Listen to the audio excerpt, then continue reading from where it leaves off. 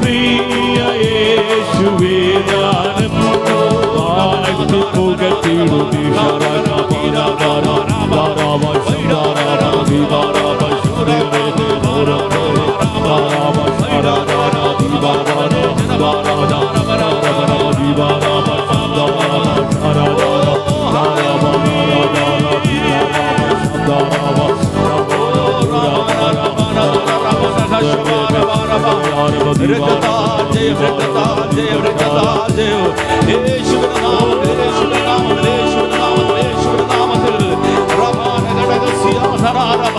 യോർദാൻ പോലെ വിഷയങ്ങൾ ജീവിതത്തെ വല്ലാതെ വേട്ടയാടിയപ്പോൾ അതിന് നടുവിൽ ദൈവത്തിന്റെ കരം നമുക്ക് വേണ്ടി ഇറങ്ങി വന്ന് നമ്മെ സഹായിച്ചതോർത്ത്, നമ്മെ വിടിപ്പിച്ചതോർത്ത് നന്ദിയുള്ള ഹൃദയത്തോട് ഇന്ന് രാത്രിയിൽ എല്ലാ ദൈവത്തിലും ഈ ഗ്രൗണ്ടിൽ കടന്നു വന്നിരിക്കുന്ന എല്ലാ ദൈവങ്ങളും അധരങ്ങളെ തുറന്ന് ദൈവത്തെ അല്പസമയം കൂടി മഹത്വപ്പെടുത്തിയാണ്. ഹല്ലേലൂയ.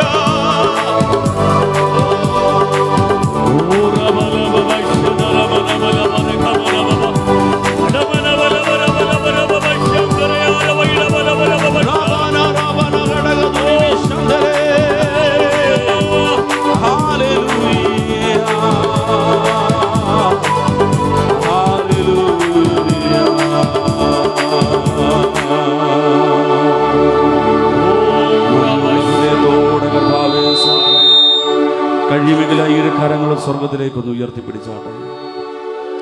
കർത്താവ് നടത്തിയ വിധങ്ങൾക്കായി, കർത്താവ് കരുതിയ കരുതലിനായി, എണ്ണിയാൽ തീരാത്ത നന്മകൾ ഞങ്ങളുടെ ജീവിതത്തിൽ അങ്ങ് ചെയ്തത് ഓർത്ത് ഞങ്ങൾ സ്തോത്രം ചെയ്യുന്നു. കർത്താവേ, ഞങ്ങളുടെ കഴിവോ മിടുക്കോ ഒന്നുമല്ല, കർത്താവിൻ്റെ വിശ്വസ്തത, ഞങ്ങളോടുള്ള സ്നേഹം, അർഹിക്കാത്ത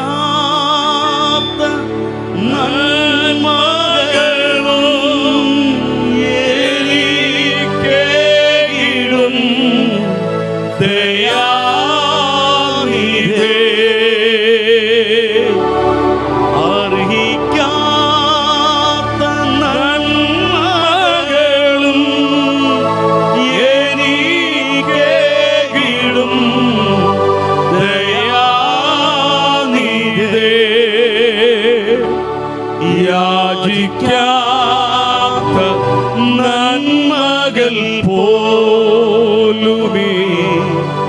എനിക്കേകിയോ സ്തുതി. യാചിക്കാത്ത നന്മകൾ പോലുമേ എനിക്കേകിയോ സ്തുതി. നന്ദിയോടെ ഞാൻ സ്തുതി പാടിടും എൻ്റെ യേശു നാഥ. എനിക്കായി നീ ചെയ്തൊരു നന്മയ്ക്കും ഇന്നു നന്ദി ചൊല്ലുന്നു ഞാൻ. ഏവർക്കും ദൈവത്തിൽ താണിരിക്കാം. ഹല്ലേലൂയ, ഹല്ലേലൂയ, പ്രൈസ് ദി ലോർഡ്. ഈ സുവിശേഷ മഹായോഗത്തിൻ്റെ 2ാം ദിനം രാത്രിയിൽ നമുക്കൊരുമിച്ച് കർത്താവിൻ്റെ സന്നിധിയിലായിരിക്കാൻ കർത്താവ് നൽകുന്ന നല്ല അവസരത്തെ ഓർത്ത് കരമുയർത്തി ഒരു പ്രാവശ്യം കൂടെ കർത്താവിന് മഹത്വം കരയറ്റുകയാണ്. ഹല്ലേലൂയ. നമ്മുടെ യോഗത്തിൻ്റെയൊക്കെ പ്രത്യേകത നമ്മുടെ കർത്താവ് നമ്മുടെ നടുവിൽ വരുന്നു എന്നുള്ളതാണ്. Price the Lord. സുവിശേഷ സന്ദേശം ആമേൻ എല്ലായിടം എത്തണം എന്ന കർത്താവിൻ്റെ ആഗ്രഹമാണ്.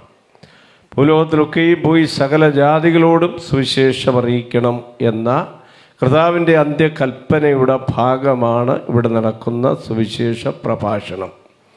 അതെത്ര പേരുണ്ടെന്നുള്ളതല്ല, സ്തോത്രം, എങ്ങനെ ആളുകൾ പ്രതികരിക്കുന്നു എന്നുള്ളത് വളരെ പ്രധാനപ്പെട്ട കാര്യമാണ്. Price the Lord. സുവിശേഷം നമ്മെ രൂപാന്തരപ്പെടുത്തുന്നതാണ്, നമ്മുടെ ഹൃദയത്തിന് സമാധാനം നൽകുന്നതാണ്, ആശ്വാസം നൽകുന്നതാണ്, എല്ലാറ്റിലും ഉപരി ആത്യന്തികമായി നിത്യത നൽകുന്നതാണ്, ദൈവരാജ്യത്തിലേക്കുള്ള പ്രവേശനം നൽകുന്നതാണ്, പാപത്തിൽ നിന്നുള്ള സ്വാതന്ത്ര്യം തരുന്നതാണ്. ഹല്ലേലൂയ. അങ്ങനെ ഒരിക്കൽ സ്വാതന്ത്ര്യം പ്രാപിച്ചവരാണ്, പാപ വിമോചനം പ്രാപിച്ചവരാണ് ഇന്ന് രാത്രിയിൽ ഇവിടെ ആയിരിക്കുന്നത്. നാം ആരും ഇതിനെ ആലിംഗനം ചെയ്ത് ഒരു രാത്രിയിൽ അല്ലെങ്കിൽ ഒരു പ്രഭാതത്തിൽ ഇങ്ങനെ പെട്ടെന്ന് വന്നവരല്ല. ഇതിനെ എതിർത്തവരാണ്, ഇതിനോട് പോരാടിയവരാണ്, ഇതിനെ പുച്ഛമായി കണ്ടവരാണ്, ഇതിനെ അർഹിക്കുന്ന ഗൗരവത്തോടെ അവഗണിച്ചവരാണ്. പക്ഷേ യേശുക്രിസ്തുവിൻ്റെ സ്നേഹപാശം നമ്മെ പിടിച്ചതിനാൽ, അടുപ്പിച്ചതിനാൽ, യാഗപീഠത്തിൻ്റെ കൊമ്പുകളോളം യാഗപശുവിനെ ചേർത്ത് കെട്ടുന്നത് പോലെ നമ്മെ ക്രൂശിനോട് ചേർത്ത് കെട്ടുവാൻ ക്രിസ്തുവിന് പ്രസാദം തോന്നി. ഹല്ലേലൂയ, സ്തോത്രം. ആ വചനത്തിൻ്റെ വികാസനം, പ്രകാശനം ഇന്ന് രാത്രിയിൽ ഇവിടെയും വെളിപ്പെട്ടു വരാനിടയാകും. ഇളംപുല്ലിൻ്റെ മേൽ പൊടിമഴ പോലെ, വൃക്ഷത്തിൻ്റെ മേൽ മാരി പോലെ പെയ്യുന്ന ദൈവത്തിൻ്റെ വചനം നല്ല ഹൃദയങ്ങളിൽ 30, 60, 100 മേനിയായി വളരുന്ന ദൈവത്തിൻ്റെ വചനം ഫലം കായ്ക്കാൻ, അധിക ഫലം കായ്ക്കാൻ, വളരെ ഫലം കായ്ക്കാൻ, നിലനിൽക്കുന്ന ഫലം കായ്ക്കാൻ, പോയി ഫലം കായ്ക്കാൻ ആമേൻ ദൈവം നമ്മെ വിളിച്ചിരിക്കുകയാണ്, തെരഞ്ഞെടുത്തിരിക്കുകയാണ്. ആ തെരഞ്ഞെടുപ്പിലേക്ക് ഈ ദേശനിവാസികളെയും ഇന്ന് രാത്രിയിൽ ദൈവവചനം ദൈവം ആഹ്വാനം ചെയ്യുന്നു. സ്തോത്രം. കടന്നു വന്നവരെ എല്ലാവരെയും കർത്തൃനാമത്തിൽ സ്വാഗതം ചെയ്യുന്നു. ഇന്ന് രാത്രിയിലെ ശുശ്രൂഷയുടെ അനുഗ്രഹത്തിനായി നമുക്ക് പ്രാർത്ഥിക്കാം. സ്തോത്രം. ഹല്ലേലൂയ. പ്രിയ സഹിച്ചാൻ മുന്നോട്ട് വന്ന് യോഗത്തിൻ്റെ അനുഗ്രഹത്തിനായി ആമേൻ പ്രാർത്ഥിക്കും. പ്രൈസ്. എല്ലാ കണ്ണുകളും ഒരു നിമിഷം ഒന്ന് അടച്ചാട്ടെ. പ്രാർത്ഥിക്കാമെന്ന് പറഞ്ഞാൽ അതാണല്ലോ സംഭവിക്കേണ്ടത്. ആദ്യം ഹൃദയങ്ങളെ ഒന്ന് ഏകാഗ്രമാക്കാം. ദൈവത്തിൻ്റെ ആത്മാവിൻ്റെ പ്രവൃത്തി നമ്മുടെ ഹൃദയങ്ങളിൽ വെളിപ്പെട്ട് വരേണ്ടതിന് പ്രാർത്ഥിക്കാം. കർത്തദാസനെ ശക്തിയോടെ കരങ്ങളെടുത്ത് ഉപയോഗിക്കേണ്ടതിനായി നമുക്കെല്ലാവർക്കും ചേർന്ന് പ്രാർത്ഥിക്കുമ്പോൾ സഹിച്ചാൻ പ്രാർത്ഥിക്കും. സ്തോത്രം, സ്തോത്രം, സ്തോത്രം. കർത്താവെ സ്തുതിക്കുന്നു. കാരുണ്യവാനും കൃപ നിറഞ്ഞവനും വാക്യത്തിൽ വിശ്വസ്തനും വാക്കുമാറാത്തനുമായ ഞങ്ങളുടെ നല്ല ദൈവമേ, ഈ മനോഹരമായ നല്ല രാത്രിക്കായി നിനക്ക് സ്തോത്രം ചെയ്യുന്ന കർത്താവെ സ്തുതിക്കുന്നു. ദൈവസഭ കഴിഞ്ഞ ചില ദിവസങ്ങളായി ഞങ്ങൾ പ്രാർത്ഥിക്കുകയും ഉപവസിക്കുകയും ചെയ്ത് ഹല്ലേലൂയ അപ്പച്ചാ നിനക്ക് നന്ദി കർത്താവിൻ്റെ പൂർത്തീകരണ ദിവസങ്ങളിലാണ് ഞങ്ങൾ സഞ്ചരിക്കുന്നത്. ദൈവമേ നിനക്ക് നന്ദി അപ്പച്ചാ. കഴിഞ്ഞ പകൽക്കാലവും കഴിഞ്ഞ രാത്രിയിലുമൊക്കെ ദൈവത്തിൻ്റെ മാറ്റമില്ലാത്ത വചനം ഞങ്ങളോട് സംസാരിച്ചു, ദേശത്തോട് സംസാരിച്ചു. ദൈവമേ ഇന്ന് രാത്രിയിലും കർത്താവേ നിൻ്റെ അഭിഷക്തനെ ഞങ്ങളുടെ നടുവിലേക്ക് അയച്ചതിനായി സ്തോത്രം ചെയ്യുന്നു. കർത്താവേ നിനക്ക് നന്ദി അപ്പച്ചാ. നിനക്ക് സ്തോത്രം കർത്താവെ സ്തുതിക്കുന്നു. ആൾക്കാരുടെ പെരുപ്പത്തിലല്ല, ആത്മാവിൻ്റെ ഒരുക്കത്തിൽ കർത്താവെ പ്രവർത്തിക്കുന്ന ദൈവം. ഗദരദേശത്ത് ഒരു പുരുഷന് വേണ്ടി കർത്താവെ, ഒരു ഹല്ലേലൂയ അപ്പച്ചാ മനുഷ്യന് വേണ്ടി തൻ്റെ എല്ലാ പ്രോഗ്രാമുകളും മാറ്റിവെച്ച് കടന്നുപോയ ദൈവം ഇന്ന് രാത്രിയിലും കർത്താവെ സ്തുതിക്കുന്നു. എൻ്റെ ഭക്തനെ അയച്ചപ്പോൾ ഇവിടെ ചിലരെ ദൈവം കണ്ടിട്ടുണ്ട്. കർത്താവെ സ്തുതിക്കുന്നു. ഈ ശബ്ദപരിധിക്കകത്ത് കർത്താവെ ചില കുടുംബങ്ങളിൽ ദൈവമേ ചിലരെ ദൈവം കണ്ടിട്ടുള്ളതിനായി ഞങ്ങൾ സ്തോത്രം ചെയ്യുന്ന കർത്താവെ. ഞങ്ങളുടെ സഭയുടെ അഭിഷക്തനായി ഞങ്ങൾ സ്തോത്രം ചെയ്യുന്ന കർത്താവെ സ്തുതിക്കുന്നു. ദൈവമേ കടന്നു വന്നപ്പോൾ മുതൽ കർത്താവെ സ്തുതിക്കുന്നു. ദേശത്ത് ഇങ്ങനെ ഒരു ആരാധനയ്ക്ക് വേണ്ടി കർത്താവെ ജനത്തെ ആഹ്വാനം ചെയ്യുകയും ഞങ്ങളെ അതിനുവേണ്ടി ഒരുക്കുകയും ചെയ്ത ദൈവകൃപയ്ക്കായി സ്തോത്രം. കുടുംബമായിട്ട് നീ അധികം അനുഗ്രഹിക്കണമേ പ്രാർത്ഥിക്കുന്നു. കടന്നു വന്ന ജനങ്ങളെയൊക്കെ ഏൽപ്പിച്ച് പ്രാർത്ഥിക്കുന്നു. ഞങ്ങൾക്ക് പാട്ടിന് നേതൃത്വം ചെയ്യുന്ന ദൈവദാസനെയും ഹല്ലേലൂയ അവരുടെ ഗ്രൂപ്പിനെ ഏൽപ്പിച്ച് പ്രാർത്ഥിക്കുന്നു. ഇന്ന് രാത്രിയിലും കർത്താവെ അനുഗ്രഹിക്കപ്പെട്ട ആരാധന ഞങ്ങളുടെ മധ്യത്തിൽ വെളിപ്പെട്ടതിനായി ഞങ്ങൾ സ്തോത്രം ചെയ്യുന്നു. ഇന്ന് രാത്രി കർത്താവെ അല്പസമയം നിന്റെ സന്നിധി ഞങ്ങൾ ഇരിക്കട്ടെ. കർത്താവെ സ്തുതിക്കുന്ന അപ്പച്ചാ, അത് വേറെ 1000 ദിവസത്തേക്കാൾ ഉത്തമമെന്ന് ഞങ്ങൾക്ക് പറയുവാൻ കഴിയത്തക്കവണ്ണം ദൈവത്തിൻ്റെ പരിശുദ്ധാത്മാവ് ഇന്ന് രാത്രി ഇവിടെ വ്യാപരിക്കണമേ പ്രാർത്ഥിക്കുന്നു. ദിവ്യ പരിസരം ദിവ്യ ദൂതന്മാരുടെ കാവലിലാകണമേ. ദിവ്യവിഹിതമല്ലാത്തൊരു വ്യക്തി പോലും, ഒരു ചിന്ത പോലും ഇതിനകത്ത് കടന്നു വരരുത് എന്ന് പ്രാർത്ഥിക്കുന്നു. മഹത്വത്തിൻ്റെ പ്രത്യാശയായ ദൈവത്തിൻ്റെ സാന്നിധ്യം ഇന്ന് രാത്രി ഞങ്ങളുടെ മധ്യത്തിൽ ഉള്ളതിനായി സ്തോത്രം. അവിടുത്തെ തിരുക്കരങ്ങളിലേക്ക് ഏൽപ്പിക്കുന്നു യേശുവിൻ്റെ നാമത്തിൽ തന്നെ. ആമേൻ. Praise the Lord. ഒരു ആമേൻ പറഞ്ഞാട്ടെ. ഹല്ലേലൂയ. അപ്പുറകിലിരിക്കുന്ന സഹോദരന്മാർ ഒരല്പം കൂടെ മുന്നോട്ട് കയറിയിരിക്കുന്നത് ഇവിടെ നിന്ന് പ്രസംഗിക്കുന്നവർക്ക് നല്ലതാണ്. Price the Lord. ഹല്ലേലൂയ. കർത്താവിൻ്റെ മഹത്വം. ഇന്ന് രാത്രിയിൽ ഈ സുവിശേഷ മഹായോഗത്തിൻ്റെ 2ാം രാത്രിയിൽ ദൈവവചന ശുശ്രൂഷയ്ക്കായി നമ്മുടെ നടുവിൽ കടന്നു വന്നിരിക്കുന്ന കർത്താവിൻ്റെ വിലപ്പെട്ട ദാസൻ പാസ്റ്റർ ഫെയ്ത്ത് ബ്ലസ്സൻ പള്ളിപ്പാട്. ആമേൻ. ഈ കാലഘട്ടത്തിൽ കർത്താവ് ശക്തിയോടെ വിവിധ രാജ്യങ്ങളിൽ ആമേൻ ഉപയോഗിക്കുന്ന കർത്താവിൻ്റെ ദാസനാണ്. കർത്താവിൻ്റെ ദാസനെ ഓർത്ത് സ്തോത്രം ചെയ്യുന്നു. ഞങ്ങൾക്ക് വ്യക്തിപരമായി അധികം പരിചയമില്ല, ഫോണിലൂടെയുള്ള ഇടപെടലുകളാണ് ഇതുവരെ ഉണ്ടായിട്ടുള്ളത്. കർത്താവ് നൽകുന്ന നല്ല കൂട്ടായ്മയ്ക്കായി സ്തോത്രം. പള്ളിപ്പാട്ടുള്ള മിക്ക സഭകളിലും ഞാൻ പൊതുശുശ്രൂഷകളുടെ ബന്ധത്തിൽ വരാറുണ്ട്. സ്തോത്രം, ഹല്ലേലൂയ. ഇന്ന് രാത്രി നമ്മുടെ ഒപ്പമായിരിക്കുന്നത് നമുക്ക് അനുഗ്രഹമായിരിക്കും, ഈ ദേശത്തിന് അനുഗ്രഹമായിരിക്കും. കർത്താവ് നമ്മുടെ നടുവിലുണ്ട്. കർത്താവ് തൻ്റെ ദാസനെ ശക്തിയോടെ കരങ്ങളെടുത്ത് ഉപയോഗിക്കും. പ്രൈസ് വളരെ പ്രാർത്ഥനയോടെ പ്രതീക്ഷയോടെ നമുക്കായിരിക്കാം. കർത്താവിൻ്റെ ദാസനെ ശുശ്രൂഷയ്ക്കായി ക്ഷണിക്കാം.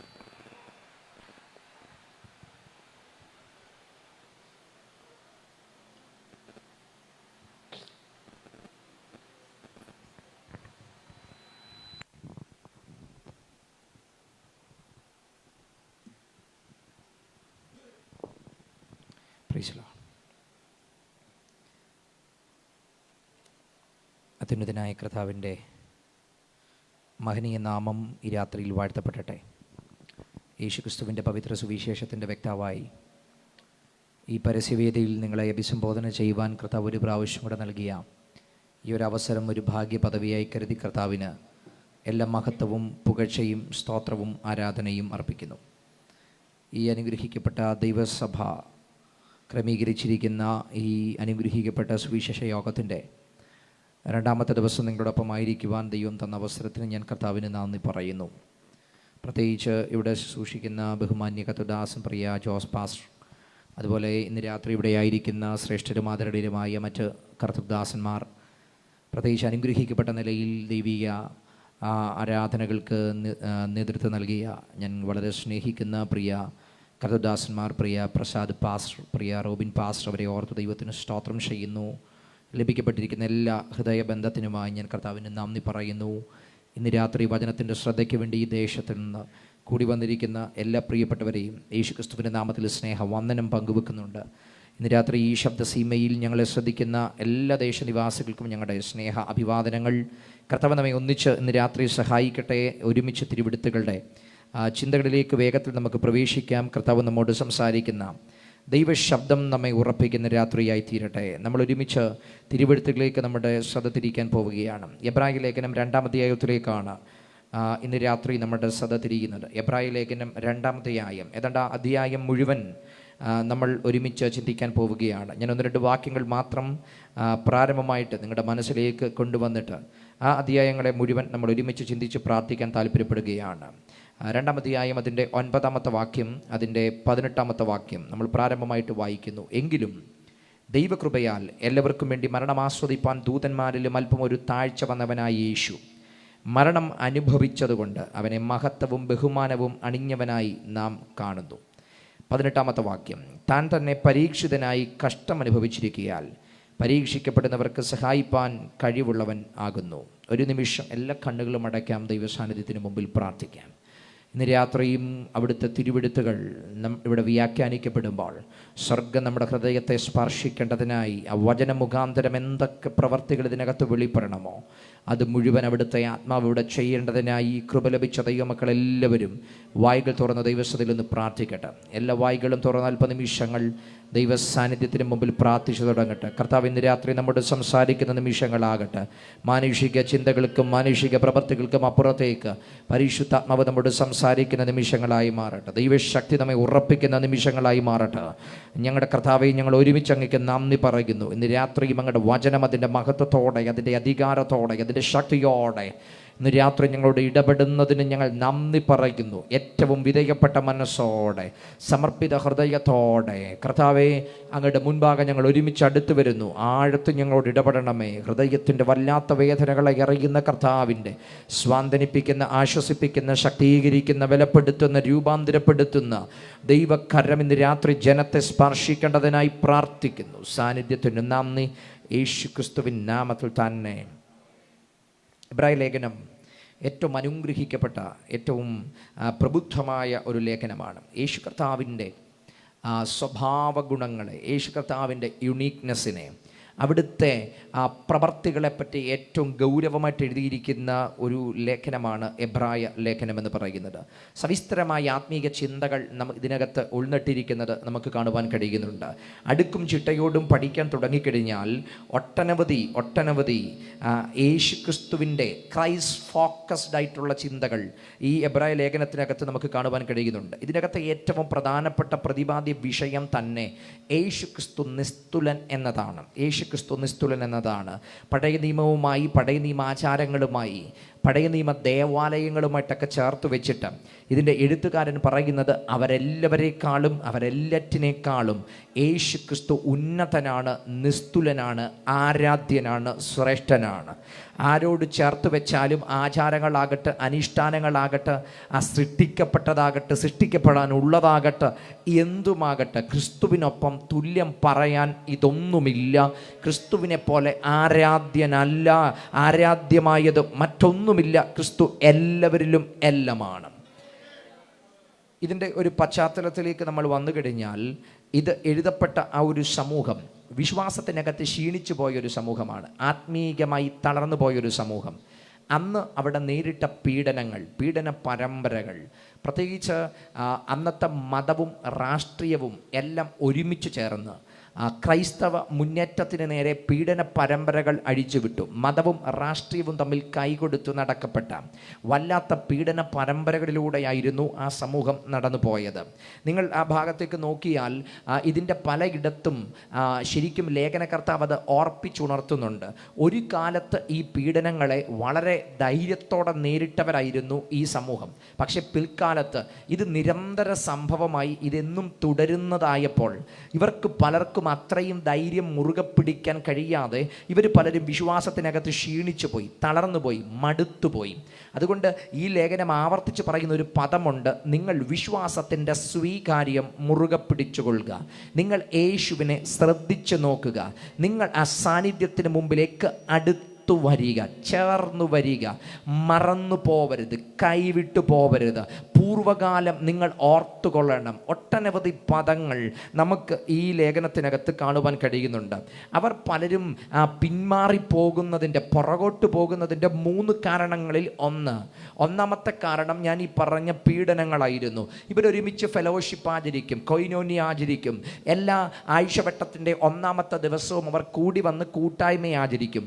പക്ഷേ അടുത്ത കൂട്ടായ്മ ദിവസത്തിൽ അവർ വരുന്നതിന് മുൻപ് ഇന്നലെ അവരുടെ തൊട്ടടുത്തിരുന്ന, അവരൊപ്പം കൂട്ടായ്മ ആചരിച്ച പലരും ഭൂപ്പരപ്പിനകത്തില്ല എന്ന് പറഞ്ഞാൽ അവർ ശൂന്യതകൾ അവരുടെ കൂട്ടായ്മയ്ക്കകത്ത് തന്നെ അവർ ഫീൽ ചെയ്ത് തുടങ്ങി. കാരണം അവർ പലരും മാറിപ്പോകുമ്പം നാളെ ഇവരും മരണത്തിൻ്റെ ലൈനിൽ നിൽക്കുകയാണ്, ഇവരും മരണത്തിൻ്റെ വഴിയിൽ നിൽക്കുകയാണെന്നുള്ള ബോധ്യം ഇവരുടെ അകത്ത് വന്നപ്പോൾ ഇവരിൽ പലരുടെയും ധൈര്യം ക്ഷയിക്കാൻ തുടങ്ങി, വിശ്വാസത്തിൻ്റെ തീവ്രത കുറയാൻ തുടങ്ങി. ഇവരുടെ പലരുടെയും ദൈവസന്നിധിയിൽ അടുത്തു വരുന്ന വരവ് പോലും നിലയ്ക്കാൻ തുടങ്ങി. അതുകൊണ്ട് 10-ാം അധ്യായം 25-ാമത്തെ വാക്യത്തിനകത്തൊക്കെ പറയുന്നത്, ചിലർ ചെയ്യുന്നത് പോലെ നിങ്ങളുടെ സഭായോഗങ്ങളെ ഉപേക്ഷിക്കാതെ, കാരണം അവർക്ക് ആ കൂട്ടായ്മ ബന്ധത്തിനകത്ത് പോലും വരാൻ കഴിയാതെ, കർത്താവുമായിട്ട് അടുത്തു വരാൻ കഴിയാതെ ഇവരുടെ മനസ്സ് തളർന്നു പോയി, ക്ഷീണിച്ചു പോയി, മടുത്തുപോയി. 12-ാം അധ്യായത്തിൽ നോക്കുമ്പോൾ അവിടെ കഴിയുന്നുണ്ട്, തളർന്ന കൈയും കുഴഞ്ഞ മുഴങ്കാലും. ശരിക്കും അത് ആത്മീക അർത്ഥത്തിനകത്ത് പറയുന്നത് ഇവരുടെ ആത്മീക അവയവങ്ങൾ ക്ഷയിച്ചു പോയി, ആത്മീക ആരോഗ്യങ്ങൾ കുറഞ്ഞു പോയി, ആത്മീകമായിട്ട് ഇവർ തളർന്നു പോയി. ശാരീരികമായിട്ട് അതിൻ്റെ ഈ ആത്മീക ക്ഷീണം അവരുടെ ശരീരത്തെ ബാധിച്ചു തുടങ്ങി. അങ്ങനെ എല്ലാ വിധത്തിലും മടുത്തുപോയ ഒരു കമ്മ്യൂണിറ്റിയോട് പറയുന്നൊരു പദപ്രയോഗം. അതുകൊണ്ട് 12-ാം അധ്യായം 3-ാമത്തെ വാക്യത്തിൽ വരുമ്പം അവിടെ പറയുന്നുണ്ട്, നിങ്ങളുടെ ഉള്ളിൽ ക്ഷീണിച്ച് മടുക്കാതിരിപ്പാൻ പാപികളാൽ ഇങ്ങനെയുള്ള വിരോധം സഹിച്ചവനെ ഉള്ളിൽ ധ്യാനിച്ചു കൊള്ളുവീൻ. അപ്പം ഇവരുടെ അവസ്ഥ എന്താണ്? ഇവരുടെ ഉള്ളിൽ ഇവർ ക്ഷീണിച്ച് മടുത്തു പോയവരാണ്. ഇത് തുടങ്ങിയത് ഉള്ളിലാണ്. ഒരു ചിന്തയായിട്ട് ആരംഭിച്ചത്, ഒരു തോട്ടായിട്ട് ആരംഭിച്ചത്, ഒരു ചോദ്യമായിട്ട് ആരംഭിച്ചത് ഇവരുടെ ലൈഫിനെ മുഴുവൻ ബാധിച്ചു, ഇവരുടെ സ്പിരിച്വാലിറ്റിയെ മുഴുവൻ ബാധിച്ചു, ഇവരുടെ വിചാരങ്ങളെ മുഴുവൻ ബാധിച്ചു. എന്ന് പറഞ്ഞാൽ സ്പിരിച്വൽ ലൈഫിനെ തകിടം മറിക്കുന്ന രീതിയിൽ ഈ തോട്ട് വളരുവാനിടയായി, ചിന്ത വളരുവാനിടയായി. അതവരെ ദൈവ സാന്നിധ്യത്തിൽ നിന്ന് മാറ്റി, കർത്താവുമായിട്ടുള്ള ബന്ധത്തിൽ നിന്ന് മാറ്റി, ആരാധന യോഗങ്ങളിൽ നിന്ന് മാറ്റി, കൂട്ടായ്മകളിൽ നിന്ന് മാറ്റി, പരസ്പരമുള്ള കൊയിനോന്യ അവരിൽ സംഭവിച്ചില്ല. അങ്ങനെ ഈ സമൂഹം പിന്മാറിപ്പോകുമ്പം അവർക്ക് എഴുതപ്പെടുന്നൊരു ലേഖനമാണ് ഈ എബ്രായ ലേഖനം എന്ന് പറയുന്നത്. ഇനി രണ്ടാമത്തെ കാര്യം, ഈ അന്യത ഉപദേശിക്കുന്നവർ പലരും ഇവരെ വലച്ചു കളഞ്ഞു. നമ്മൾ 13-ാം അധ്യായം 9-ാമത്തെ വാക്യത്തിൽ പറയുന്നുണ്ട്, അന്യത ഉപദേശിക്കുന്നവരാരും നിങ്ങളുടെ വിരുദ്ധം തെറ്റിച്ചു കളയരുത്. അപ്പം അന്നത്തെ കാലഘട്ടത്തിനകത്ത് യേശുക്രിസ്തുവിൻ്റെ വ്യക്തിത്വത്തിന് നേരെയും യേശുക്രിസ്തുവിൻ്റെ സ്വഭാവത്തിന് നേരെയും ദൈവത്വത്തിന് നേരെയും വ്യക്തിത്വത്തിന് നേരെയും മനുഷ്യത്വത്തിന് നേരെയുമൊക്കെ ഒരുപറ്റം ആൾക്കാർ അക്രമങ്ങൾ അഴിച്ചുവിടുന്ന ആരംഭ കാലഘട്ടങ്ങൾ പോരെങ്കിൽ ന്യായപ്രമാണവുമായിട്ടും കൂടി ഇവരെ ചേർത്ത് വെച്ച് ഇവർ ക്രിസ്തുവിലുള്ള ആ സ്വാതന്ത്ര്യം പ്രാപിക്കുമ്പം തന്നെ അത് പോരാ, നിങ്ങൾ പരിച്ഛേദന ഏൽക്കണം, മറ്റ് ആചാരങ്ങളും കൂടെ നിങ്ങൾ ചെയ്യണമെന്ന് പറഞ്ഞ് പാരമ്പര്യവുമായിട്ട് ഇവരുടെ ആത്മീയതയെ ബന്ധിപ്പിച്ചപ്പോൾ, ഗലാത്യ ലേഖനത്തിലൊക്കെ വിഷയം അവിടെയാണ്, ഇവരുടെ ആത്മീയതകളെ ആചാരവുമായിട്ട് ചേർത്ത് ബന്ധിച്ചപ്പം ഇവർക്ക് പലർക്കും അതിൻ്റെ പൊരുൾ മനസ്സിലാക്കാൻ കഴിയാതെ ചിലരൊക്കെ വലഞ്ഞുപോയി, ചിലരൊക്കെ ക്ഷീണിച്ചു പോയി, ചിലരൊക്കെ തിരിച്ചുപോയി, മടുത്തുപോയി. അവർ വിട്ടിട്ട് പോകുന്നതിനെ വലുതായിട്ട് കാണാൻ തുടങ്ങി. അപ്പം രണ്ടാമത്തെ കാര്യം, അന്യത ഉപദേശിച്ചവർ ഇവരെ വലച്ചു കളഞ്ഞു, ചതിച്ചു. ഇനി മൂന്നാമത്തെ കാര്യം, ഇത്രയുമായപ്പം ഇവരിൽ പലർക്കും തോന്നിത്തുടങ്ങി പഴയതായിരുന്നു നല്ലത്, ഞങ്ങൾ വിട്ടിട്ട് പോന്നതായിരുന്നു. കാരണം വിട്ടിട്ട് പോന്നിടത്ത് ഇത്ര വലിയ പ്രതിസന്ധികളൊന്നും ഞങ്ങൾക്ക് നേരിടേണ്ടി വരുന്നില്ല. ഒരു മതമെന്ന നിലയിൽ അതെല്ലാം ഏറ്റവും കൃത്യമായിരുന്നു, ക്രമീകൃതമായിരുന്നു. തിരിഞ്ഞു നോക്കാൻ തുടങ്ങി. തിരിഞ്ഞു നോക്കിയപ്പം അവർ കണ്ട പലത് ഇതിനകത്ത് എഴുതി വെച്ചിട്ടുണ്ട്. അവർ തിരിഞ്ഞു നോക്കിയപ്പോൾ ദൂതന്മാരെ കണ്ടു, അവർ തിരിഞ്ഞു നോക്കിയപ്പം പ്രവാചകന്മാരെ കണ്ടു, അവർ തിരിഞ്ഞു നോക്കിയപ്പം ദേവാലയത്തെ കണ്ടു, അവർ തിരിഞ്ഞു നോക്കിയപ്പം ദേവാലയ ഉപകരണങ്ങളെ കണ്ടു, അവർ തിരിഞ്ഞ് പിന്നെയും നോക്കിയപ്പം പുരോഹിതന്മാരെ കണ്ടു, മഹാപുരോഹിതനെ കണ്ടു, യോശുവയെ അവർ കണ്ടു, യുദ്ധവീരന്മാരായ രാജാക്കന്മാരെ അവർ കണ്ടു, ദാവീദിനെ കണ്ടു, മോശയെ കണ്ടു, ശലോമോനെ കണ്ടു, പഴയ നിയമത്തിൻ്റെ യാഗങ്ങളെ അവർ കണ്ടു. എന്തിന്? പഴയ നിയമത്തിനകത്ത് അത്ഭുതങ്ങൾ ചെയ്ത ഒത്തിരി വീരന്മാരെ അവർ കണ്ടു. ഇവരെയൊക്കെ കണ്ട് പഴയതാണ് നല്ലതെന്ന് പറഞ്ഞ് അവരൊന്ന് തിരിയാൻ തുടങ്ങിയപ്പം അവരോട് ലേഖനകർത്താവ് പറയുന്നു, നിങ്ങൾ പുറകിലേക്ക് നോക്കണ്ട, ഈ പറഞ്ഞ എല്ലാറ്റിനേക്കാളും ഈ പറഞ്ഞ എല്ലാവരെക്കാളും ശ്രേഷ്ഠനായവൻ്റെ സാന്നിധ്യം ഇതിനകത്തുണ്ട്. എന്താണ് നിങ്ങൾ പുറകിലേക്ക് നോക്കി നിങ്ങളെ ത്രസിപ്പിച്ചത്? പുറകിലേക്ക് നോക്കി നിങ്ങളെ പിടിച്ചു നിർത്തിയത് എന്താണ്? അവിടെ നിങ്ങൾ ആകർഷിക്കപ്പെട്ടത്? അതൊക്കെ ഒരു സാമ്പിള് മാത്രമേ ഉള്ളൂ, അതൊക്കെ ഒരു സാമ്പിള് മാത്രമേ ഉള്ളൂ. പക്ഷേ നിങ്ങളിപ്പം ആരാധിക്കുന്ന, നിങ്ങളിപ്പോൾ അനുധാപനം ചെയ്യുന്ന, ഇപ്പോൾ നിങ്ങൾ ആരെയാണോ അനുഗമിക്കുന്നത് ആ വ്യക്തിവിശേഷം ഈ പറയപ്പെട്ട മുഴുവൻ കാര്യത്തെക്കാളും ശ്രേഷ്ഠന്, ഈ പറയുന്ന എല്ലാവരെക്കാളും ശ്രേഷ്ഠനാണ്. 1-ാം അധ്യായം തുടങ്ങിയ ശ്രേഷ്ഠത പങ്കുവെക്കുന്നു.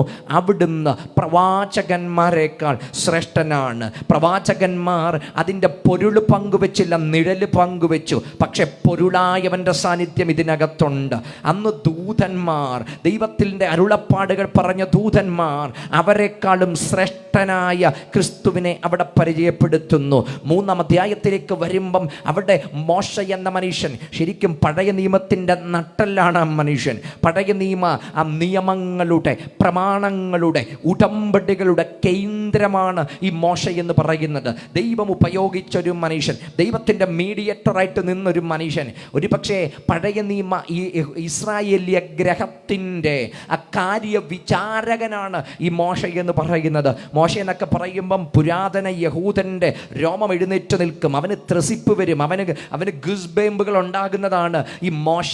അബ്രഹാം ഇങ്ങനെ തുടങ്ങിയ ചരിത്രങ്ങൾ. അങ്ങനെ അവനെ ത്രസിപ്പിച്ച മോശയെപ്പറ്റി പറഞ്ഞിട്ട് പറയുന്നു, ഈ മോശ പോലും ആ ഗ്രഹത്തിലെ ഒരു കാര്യവിചാരകൻ മാത്രമാണ് എന്ന് പറഞ്ഞാൽ ആ ഗ്രഹത്തിൽ ഒരു സെർവൻറ്റ് മാത്രമാണ് മോശ. അവൻ ആ കാര്യകർത്തൃത്വം നടത്തിയെന്ന് മാത്രമേ ഉള്ളൂ. ആ വീട് അവൻ്റെ അല്ല, ആ വീടിൻ്റെ ഗ്രഹനാഥനും അവിടെ അല്ല. എന്നിട്ടാ പറയുന്നത് മോശ ദൈവഗ്രഹത്തിൻ്റെ ശുശ്രൂഷക്കാരൻ മാത്രമാകുമ്പം യേശു ക്രിസ്തു അവിടുന്ന് ആ ഗ്രഹത്തിൻ്റെ, ആത്മീക ഗ്രഹത്തിൻ്റെ ഉടമസ്ഥനാണ്. അവിടുന്നാണ് ഉടയവൻ എന്ന് പറയുന്നത്.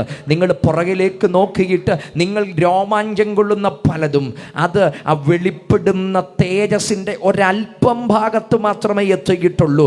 മോശയൊക്കെ വെളിപ്പെടുത്തിയത് ആ വരുവാൻ പോകുന്നതിൻ്റെ ഒരു ഭാഗം മാത്രമാണ്. പക്ഷേ വെളിപ്പെട്ടു വന്നവൻ ഭാഗമായിട്ടും വിവിധമായിട്ടും പ്രവാചകന്മാർ മുഖാന്തരം അരുളി ചെയ്തത് അത് കാലസമ്പൂർണതയിൽ പുത്രൻ മുഖാന്തരം വെളിപ്പെട്ടു വന്നിരിക്കുന്നെങ്കിൽ അവിടുന്ന് ആ ഗ്രഹത്തിൻ്റെ ദാസനല്ല, അവിടുന്ന് ആ ഗ്രഹത്തിലെ പുത്രനാണ്, ഉടമസ്ഥനാണ്, അവകാശിയാണ്.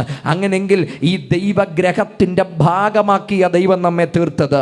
മോശ അതിൻ്റെ ഗ്രഹവിചാരകനാണെങ്കിൽ ഇന്ന് രാത്രി ആ ദൈവഗ്രഹത്തിൻ്റെ ഭാഗമാകാനും ദൈവത്തിൻ്റെ കുടുംബത്തിൻ്റെ ഭാഗമാകാനും ദൈവ സഹ പൗരന്മാരാകാനും എന്തിന് ഒരു പടിയും കൂടെ പറഞ്ഞാൽ അബ്ബ പിതാവ് എന്ന് വിളിക്കുന്ന പുത്രത്വത്തിൻ്റെ ആത്മാവിനെ പ്രാപിച്ചുകൊണ്ട് ഏതു നാഴികയിലും ഏതു വിനാഴികയിലും അപ്പാ എന്ന് വിളിക്കുമ്പം തുറക്കപ്പെടുന്നൊരു സ്വർഗവും ഇറങ്ങിച്ചലിക്കുന്നൊരു ദൈവസാന്നിധ്യവും അനുഭവിക്കാൻ ആയുസിൽ അവസരം കിട്ടിയതിനേക്കാൾ ഭാഗ്യം വേറെയില്ലെന്ന് ഇന്ന് രാത്രി തിരിച്ചറിയുന്നവർ ഇതിനകത്തുണ്ടെങ്കിൽ ഞാൻ ആരാധിക്കുന്ന, ഞാൻ അനുധാവനം ചെയ്യുന്ന, ഞാൻ പിൻപറ്റുന്ന ആ ക്രിസ്തു സാന്നിധ്യം എന്നത് ഏതു നിമിഷവും എനിക്ക് അനുഭവിക്കാൻ പറ്റുന്ന ഒരു ഉന്നതമായ ഉദാത്തമായ അനുഭവമാണ്. ക്രിസ്തുവിനെ എനിക്ക് അനുഭവിക്കാൻ പറ്റുന്നുണ്ട്.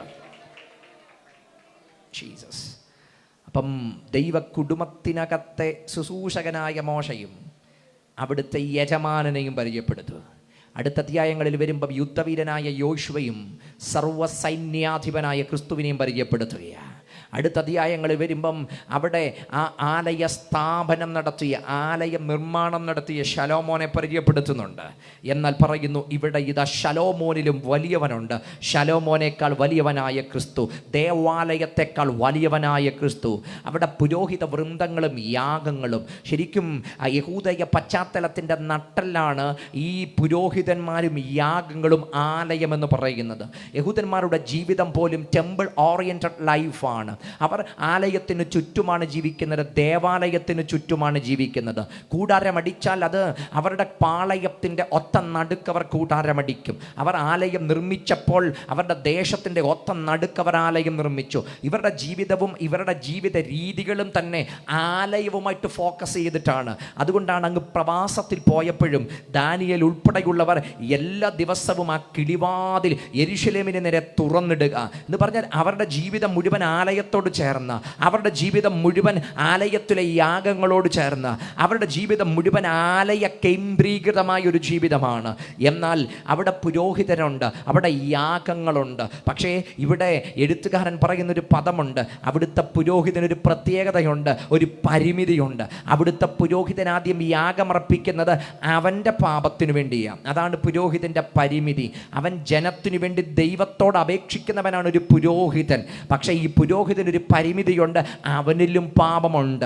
അപ്പം അവൻ യാഗമർപ്പിക്കുന്ന ആദ്യത്തെ യാഗം തനിക്ക് വേണ്ടിയാ, തൻ്റെ പാപത്തിനു വേണ്ടി പ്രാർത്ഥിച്ചതിന് ശേഷമാണ് അവൻ ജനത്തിൻ്റെ പാപത്തിനു വേണ്ടി പ്രാർത്ഥിക്കുന്നത്. പക്ഷെ അവിടെ ആ ക്രിസ്തുവിനെ വെളിപ്പെടുത്തുന്നത് അവിടുത്തെ പാപത്തിനു വേണ്ടി ഒരിക്കലും അപേക്ഷിക്കേണ്ടാത്ത, ഒരിക്കലും യാഗമർപ്പിക്കേണ്ടാത്ത പവിത്രൻ, നിർമ്മലൻ, നിർദോഷൻ, പാപികളോടുകൂടെ എണ്ണപ്പെടാത്തവൻ, നിസ്തുലനായവൻ, ആർക്കും അപവാദശരങ്ങൾ തൊടുത്തുവിടാൻ കഴിയാത്ത, ആക്ഷേപരഹിതനായ, യാതൊരു ആരോപണങ്ങൾക്ക് അപ്പുറത്തേക്കുള്ള അണികൾക്ക് ക്യാപ്സൂളുകൾ ഇറക്കി വെളുപ്പിക്കേണ്ടാത്ത ഒരു വ്യക്തിത്വമുണ്ടെങ്കിൽ അതത്ര നസ്രയനായ യേശുക്രിസ്തു. ഇന്ന് രാത്രിയെ കർത്താവിനെ നമ്മൾ ഉയർത്തുന്നത്. എത്ര പതിറ്റാണ്ടായിട്ട് എത്ര പേർ പ്രസംഗിച്ചിട്ടും ഇന്ന് വരെ ഞങ്ങളാരും വെളുപ്പിച്ചെടുത്തിട്ടില്ല ക്രിസ്തുവിനെ. കാരണം അവിടുത്തെ ജീവിതത്തിൽ ഒരു ആരോപണങ്ങളും വന്ന് പതിച്ചിട്ടില്ല. ആക്ഷേപരഹിതനായിരുന്നു. സ്വഭാവത്തിൻ്റെ നൈർമല്യങ്ങൾ, ജീവിതത്തിൻ്റെ പവിത്രതകൾ, തൻ്റെ പ്രവർത്തനത്തിൻ്റെ ഏറ്റവും ഉദാത്ത മാതൃകകൾ എത്രയൊക്കെ പഠിച്ചിട്ടും ആഴമായിട്ട് അറിഞ്ഞിട്ടും എഴുതിയിട്ടും 10,000 ആ ജീവിതത്തെ വരച്ചെഴുതിയിട്ടും ഇപ്പോഴും ആ ഗുണങ്ങൾ ലോകത്തിൻ്റെ നെറുകയിൽ നിൽക്കുന്നെങ്കിൽ ഇതുപോലൊരു രക്ഷകനെ ഇന്ന് രാത്രി ആരാധിക്കാനും ആ രക്ഷകൻ്റെ ഒപ്പം നടക്കാനുമൊക്കെ അവസരം കിട്ടിയതിനേക്കാൾ ഈ ഭൂമിയിൽ എന്താ ഭാഗ്യമുള്ളത്? ഇത്രയും പവിത്രനായ ഒരുവനെ, നിർമ്മലനായ, നിർദോഷനായ ഒരുവനെ ആരാധിക്കാൻ അവസരം ലഭിച്ചതാണ് ഈ ആയുസിൻ്റെ ഭാഗ്യമെന്ന് ചിന്തിക്കുന്നവർ ഇന്ന് രാത്രി ഗ്രൗണ്ടിനകത്ത് ഇരിപ്പുണ്ടെങ്കിൽ അവർ ധൈര്യത്തോടെ പറയണം, ആക്ഷേപരഹിതനായ പവിത്രനായ ഒരു രക്ഷകൻ എനിക്കുണ്ട്. പുരോഹിതൻ്റെ പരിമിതി, അവൻ പാപമുള്ളവൻ. ഇനി അടുത്തത്, ഈ പുരോഹിതൻ്റെ പരിമിതി എന്താ? അവിടുത്തേക്കും ആ പുരോഹിതന് മരണമുണ്ട്. ഒറ്റ പുരോഹിതനും ചിരഞ്ജീവിയല്ല, എന്നേക്കും നിൽക്കാൻ കഴിയത്തില്ല. ആദ്യത്തെ പുരോഹിതനായ അഹരോന് പോലും മരണം സംഭവിച്ചില്ലേ? അത് പിന്നെ അങ്ങനെ പോകുന്ന എല്ലാവർക്കും മുമ്പിൽ മരണമില്ലേ? ഇവരാരും എന്തല്ല, ചിരഞ്ജീവികളല്ല, എന്നേക്കും നിൽക്കുന്ന പുരോഹിതന്മാരല്ല. പക്ഷെ ക്രിസ്തുവിനെ പറ്റി പറഞ്ഞിരിക്കുന്ന ഒരു പദമുണ്ട്, അവിടുന്ന് യാഗമർപ്പിച്ചപ്പോൾ അവിടുന്ന് മഹാപുരോഹിതന്റെ പ്രത്യേകത എന്നേക്കും സദാ ജീവിക്കുന്നവനാകയാൽ അവരെ പൂർണ്ണമായി രക്ഷിപ്പാൻ അവിടുന്ന് പ്രാപ്തനാണ്. അവിടുന്ന് കാലത്തിൻ്റെ അതിർവരമ്പുകളില്ലാത്ത, കാലത്തിൻ്റെ പരിമിത ശബ്ദങ്ങളില്ലാത്ത, എന്നേക്കും നിലനിൽക്കുന്ന സദാ ജീവിക്കുന്നവനാകയാൽ അവരെ പൂർണ്ണമായി രക്ഷിപ്പാൻ പ്രാപ്തനാ. ആ ഓരോ പദവും വ്യാഖ്യാനിക്കാനുണ്ട്. കാരണം ഈ പൂർണ്ണമായി രക്ഷിക്കെന്ന് പറയുമ്പം ഈ മഹാപുരോഹിതന് കഴിയാത്ത കാര്യമാണ്. കാരണം അവൻ യാഗമർപ്പിക്കുന്നു, അടുത്ത വർഷം പിന്നെയും യാഗമർപ്പിക്കുന്നു. മഹാപാപ പരിഹാര ദിവസത്തിനകത്ത് അവൻ യാഗരക്തവുമായി അവൻ ആ അതിവിശുദ്ധ സ്ഥലത്തേക്ക് പോകുന്നു. അടുത്തത് ഇവൻ യാഗമർപ്പിക്കുന്നു, അടുത്ത വർഷം പിന്നെയും അത് ആവശ്യമായി വരുന്നു എന്ന് പറഞ്ഞാൽ ഒരിക്കലും അത് പൂർണ്ണമായ രക്ഷയല്ല. അറുക്കപ്പെടുന്ന ആടുകളുടെയും കാളകളുടെയും രക്തങ്ങൾ എത്രയോ നൂറ്റാണ്ടായിട്ട് ചൊരിഞ്ഞ് പൂർണ്ണമായി രക്ഷ എന്നത് മനുഷ്യന് അപ്രാപ്യമായി മാറിയപ്പം അർപ്പിക്കപ്പെടുന്ന യാഗങ്ങളൊന്നും പൂർണ്ണമായിട്ട് അവനെ ദൈവത്തെങ്കിലേക്ക് വലിച്ചടിപ്പിക്കാൻ കഴിയാതെ ഇരിക്കുമ്പോൾ പൂർണ്ണ രക്ഷ എന്നത് അവനൊരിക്കലും പിടികിട്ടാത്ത അവസ്ഥയായിട്ട് നിൽക്കുക. അവന് നിവർത്തിക്കാൻ പറ്റുന്നില്ല, ന്യായപ്രമാണം നിവർത്തിക്കാൻ പറ്റുന്നില്ല. കാരണം ദൈവം കൊടുത്ത അനുഗ്രഹത്തിനകത്തൊക്കെ ഒരു കണ്ടീഷൻ ഉണ്ടായിരുന്നു, നീ ഇത് ചെയ്താൽ ഈ അനുഗ്രഹങ്ങൾ നിന്റെ തലമേൽ വരും, നീ ഇത് ചെയ്തില്ലെങ്കിൽ ഈ പറഞ്ഞ ശാപങ്ങളും നിന്റെ തലമേൽ വരും. പക്ഷേ മനുഷ്യൻ അവൻ്റെ ജഡത്തിൻ്റെ പരിമിതി കൊണ്ട് ഇവനത് നിവർത്തിപ്പാൻ കഴിഞ്ഞില്ല. ഇവൻ നിവർത്തിക്കാൻ ശ്രമിക്കും തോറും അവൻ്റെ ജഡത്തിൻ്റെ ബലഹീനത കൊണ്ട് അവൻ വീണു പോവുക, അവൻ തകർന്നു പോവുക, തോറ്റതിനകത്ത് പിന്നെയും തോൽക്കുക, ചെയ്ത പാപങ്ങൾ പിന്നെയും ആവർത്തിക്കുക. സ്വയം രക്ഷപ്പെടാൻ പറ്റുന്നില്ല, അതവൻ്റെ പരിമിതിയാണ്. അതുകൊണ്ട് തന്നെ പിന്നെയും അവൻ എന്താവശ്യം വന്നു? യാഗങ്ങൾ ആവശ്യം വന്നു. ഈ വർഷത്തെ തെറ്റ് അവൻ ഈ വർഷം കൊണ്ട് നിർത്തിയില്ല, അടുത്ത വർഷവും ചെയ്യേണ്ടി വന്നു. പക്ഷെ ചെയ്തു കഴിഞ്ഞാൽ യാഗം അവൻ്റെ മുമ്പിൽ അനിവാര്യമായി വരിക. ഇന്ന് ചെയ്ത യാഗം നാളെയും ചെയ്യണം, ഇന്ന് ആഘോഷിച്ച പെരുന്നാൾ അടുത്ത വർഷവും ആഘോഷിക്കണം. അത് മനുഷ്യൻ്റെ പരിമിതിയാ. എന്നാൽ ഈ പരിമിതി പൊട്ടിയ ഒറ്റ ഇടമാണ് യേശു ക്രിസ്തുവിൻ്റെ ഏകയാഗത്താൽ, പരമയാഗത്താൽ, നിത്യയാഗത്താൽ എന്നേക്കുമുള്ള അർപ്പണങ്ങൾ, തർപ്പണങ്ങൾ, ആചാരങ്ങൾ, അനുഷ്ഠാനങ്ങൾ, പെരുന്നാളുകൾ, പദയാത്രകൾ, തീർത്ഥയാത്രകൾ, യാഗയോഗ കർമാദികൾ, അബദ്ധജടിലമായ ജഡാചാരങ്ങൾ, ഇതൊന്നും വേണ്ട. ഏകയാഗത്താൽ പൂർണ്ണമായി രക്ഷിപ്പാൻ. ഇന്ന് രാത്രി ഒരർപ്പണങ്ങളും എന്നിൽ നിന്ന് വരണ്ട. എൻ്റെ ഹൃദയത്തിൻ്റെ അന്തരാത്മാവ് തൊട്ട് ഒരൊറ്റ പ്രാർത്ഥന, ഒരൊറ്റ തേങ്ങൽ അന്തരാത്മാവിൽ സംഭവിച്ചാൽ പൂർണ്ണമായി രക്ഷിക്കാൻ കഴിയുന്ന ഒരു രക്ഷകൻ്റെ നാമത്തെ ഇന്ന് രാത്രി ഞാൻ ഉയർത്തുമ്പോൾ ജീവിതത്തിൻ്റെ ഏതൊക്കെ കോണുകൾ തകർന്നാലും പൂർണ്ണമായി രക്ഷിക്കുന്ന ഒരുവനുണ്ട്, പൂർണ്ണമായി രക്ഷിക്കുന്ന ഒരു രക്ഷകനുണ്ട്. ആ രക്ഷകൻ്റെ നാമത്തെ ഇന്ന് രാത്രി ഞാൻ ഉയർത്തുന്നു. അതത്രേ നമ്മുടെ ആരാധ്യ പുരുഷനായ നസ്രയനായ യേശു പൂർണ്ണമായി രക്ഷിപ്പാൻ പ്രാപ്തനാണ്. അപ്പം പുരോഹിത വൃന്ദങ്ങളെക്കാൾ ശ്രേഷ്ഠൻ, യാഗങ്ങളെക്കാൾ ശ്രേഷ്ഠൻ, ആരാധന സിസ്റ്റങ്ങളെക്കാൾ ശ്രേഷ്ഠൻ അല്ല. ഇനി മുൻപോട്ട് വന്നു കഴിയുമ്പോൾ ഓരോന്നും അക്കമിട്ട് നിരത്തിക്കഴിഞ്ഞാൽ അവരെന്തൊക്കെ പ്രൗഡായിട്ട് പറഞ്ഞോ അതിനേക്കാളെല്ലാം ശ്രേഷ്ഠനാണ്. അവരെന്ത് പഴയതിലേക്ക് തിരിഞ്ഞു നോക്കിയിട്ട് അവർക്ക് പുകഴാൻ കണ്ടോ അതിനേക്കാളൊക്കെ ശ്രേഷ്ഠനാ. ഇനിയും അവരെ ത്രസിപ്പിക്കുന്ന ഓൾഡ് ടെസ്റ്റ്മെന്റ് ക്യാരക്ടേഴ്സുകളുണ്ട്. അതാണ് 11-ാം അധ്യായത്തിൽ പറയുന്നവർ മുഴുവൻ. എബ്രഹാം അതിനകത്തുണ്ട്, നോവ അതിനകത്തുണ്ട്, അതിനകത്ത് ഐസക് ഉണ്ട്, അതിനകത്ത് യാക്കോബുണ്ട്, അതിനകത്ത് ദാവീദുണ്ട്, അതിനകത്ത് ഇബ്താഹുണ്ട് എന്ന് വേണ്ട. ഇവരുടെ ചരിത്രങ്ങൾ മുഴുവൻ എഴുതി വെച്ചിട്ട് പറഞ്ഞു ഇവരൊക്കെ നമ്മളെ ത്രസിപ്പിച്ചവരാണ്, ഇവരുടെ വിശ്വാസം നിങ്ങൾ നോക്കിക്കോ, യാതൊരു കുഴപ്പവുമില്ല. പക്ഷേ നിങ്ങളുടെ ഡെസ്റ്റിനിയിൽ നിങ്ങളെ കൊണ്ടെത്തിക്കാൻ ഇവർക്കാർക്കും കഴിയത്തില്ല. അതുകൊണ്ട് 12 തുടങ്ങുന്നത്, അതുകൊണ്ട് നാമും സാക്ഷികളുടെ ഇത്ര വലിയൊരു സമൂഹം നമുക്ക് ചുറ്റും നിൽക്കുന്നത് കൊണ്ട് സകല ഭാരവും മുറുകെ പറ്റുന്ന പാപവും വിട്ട് നമുക്ക് മുമ്പിൽ വെച്ചിരിക്കുന്ന ഓട്ടം സ്ഥിരതയോടെ ഓടുക. എന്നിട്ട് പറയുന്നു വിശ്വാസത്തിൻ്റെ നായകനും പൂർത്തി വരുത്തുന്നവനുമായ യേശു ക്രിസ്തുവിനെ നോക്കുക. അവരോട് പറയുന്നു നിങ്ങളെ ത്രസിപ്പിക്കുന്ന പണ്ടത്തെ ഓർമ്മകൾക്കകത്തും പണ്ടത്തെ സംഭവങ്ങൾക്കകത്തും കുടുങ്ങിക്കിടക്കരുത്. ഇന്ന് നിങ്ങളുടെ ഓട്ടം ശരിയാകണമെങ്കിൽ നിങ്ങൾ ഇന്നിലേക്ക് വരണം. ഇന്ന് നിങ്ങളെ കൈപിടിക്കാൻ പറ്റുന്നത് ഇന്നലകളിൽ നടന്ന വിശ്വാസത്തിൽ ജീവിച്ച ആർക്ക് നിങ്ങളുടെ കരം പിടിക്കാൻ പറ്റത്തില്ല. ഇന്ന് നിങ്ങളുടെ കരം പിടിക്കാൻ പറ്റുന്ന ഒറ്റ കാര്യമേ ഉള്ളൂ, അത് വർത്തമാന കാലത്തും ഇടപെടാൻ കഴിയുന്ന ഒരുവനുണ്ട്, അതും നസ്രയനായ യേശുക്രിസ്തു മാത്രമാ. ഭൂതകാലത്ത് ഇടപെട്ട, വർത്തമാനകാലത്ത് ഇടപെടുന്ന, ഇനി ഭാവി കാലത്തും ഇടപെടുന്ന ഒരേ ഒരുവൻ മാത്രമേ ഉള്ളൂ, അതും നസ്രയനായ യേശുക്രിസ്തു മാത്രമാ. ജീവിച്ചിരുന്ന ആർക്കെങ്കിലും എൻ്റെ ലൈഫിൻ്റെ ഡെസ്റ്റിനി തിരുത്താൻ പറ്റത്തില്ല. ഇന്നലകൾ ജീവിച്ച ആർക്കും എൻ്റെ ലൈഫിനെ മാറ്റിമറിക്കാൻ പറ്റത്തില്ല. പക്ഷേ എൻ്റെ ജീവിതത്തെ മാറ്റിമറിക്കാൻ കഴിയുന്ന ഒരുവൻ, ദൈവത്തിൻ്റെ വലഭാഗെ ഇന്നും പക്ഷപാതം ചെയ്യുന്ന ഏക മധ്യസ്ഥനായവൻ, ഏക രക്ഷിതാവ്, ഏക കർത്താവിന് എൻ്റെ ചരിത്രത്തെ മാറ്റാൻ കഴിയുമെങ്കിൽ ഇന്ന് രാത്രി ഏറ്റവും അഭിമാനത്തോടെ ആ കർത്താവിന് നന്ദി പറഞ്ഞിട്ട് പറയണം, ആ ക്രിസ്തുവിനെ നോക്കണം. ഇന്ന് രാത്രി ക്രിസ്തുവിനെ നോക്കണം. 12-ാം അധ്യായം അത് വെളിപ്പെടുത്തുന്നു. ഇനി 13-ലേക്ക് വരുമ്പം അവിടെ ജീവിച്ചിരുന്ന മഹാരഥന്മാരെ പറ്റി പറഞ്ഞിട്ട് പറയുന്നു. അതിനകത്ത് അവരെ നടത്തിയവരുടെ ചരിത്രം പറയുന്നുണ്ട്. അവരെ നടത്തിയവരുടെ ചരിത്രം. അതുകൊണ്ട് പറഞ്ഞത്, നിങ്ങളോട് ദൈവവചനം പ്രസംഗിച്ച് നിങ്ങളെ നടത്തിയവരെ ഓർത്തുകൊള്ളുവിൻ. അവരോട് പറയുന്നു, ഇവർ വിശ്വാസ ജീവിതത്തിനകത്ത് വന്നിട്ട് ഏതാണ്ട് 10-30 വർഷമായി. ഇവരെ വിശ്വാസത്തിൽ കൈത്താങ്ങൽ കൊടുത്തവർ, നടത്തിയവർ, നല്ല വചനം പറഞ്ഞു കൊടുത്തവർ, ഉപദേശം പറഞ്ഞു കൊടുത്തവർ, ഇവരെ പിടിച്ചു നിർത്തിയ ഇങ്ങനെ ഒട്ടനവധി ആൾക്കാരുണ്ട്. എന്നിട്ട് പറയുന്നു, നിങ്ങളെ ദൈവവചനം പഠിപ്പിച്ചവരെ നിങ്ങൾ ഓർക്കണം. അവരുടെ ജീവവസാനം ഓർത്ത് അവരുടെ നല്ല വിശ്വാസം നിങ്ങൾ അനുകരിക്കണം. ഇതൊക്കെ നല്ല കാര്യമാണ്. പക്ഷേ ഇവർക്കും ഒരു പ്രത്യേകതയുണ്ട്. നിങ്ങളെ നടത്തിയ പലരും ഇന്നില്ല. അവർക്ക് കാലത്തിൻ്റെ പരിമിതികളുള്ളവർ. അവർ മാറിപ്പോയി. ആ കാലത്ത് അവർ നിങ്ങളെ നടത്തി, ആ കാലത്ത് അവർ നിങ്ങളെ വഴി നടത്തി. പക്ഷെ അവർ മാറിപ്പോയല്ലോ. പക്ഷെ മാറാത്തൊരുവൻ, 8-ാമത്തെ വാക്യം അതിൻ്റെ ബാക്ക്ഗ്രൗണ്ടിൽ പറയുന്നത്, യേശു ക്രിസ്തു ഇന്നലെയും ഇന്നും എന്നേക്കും അനന്യൻ തന്നെ.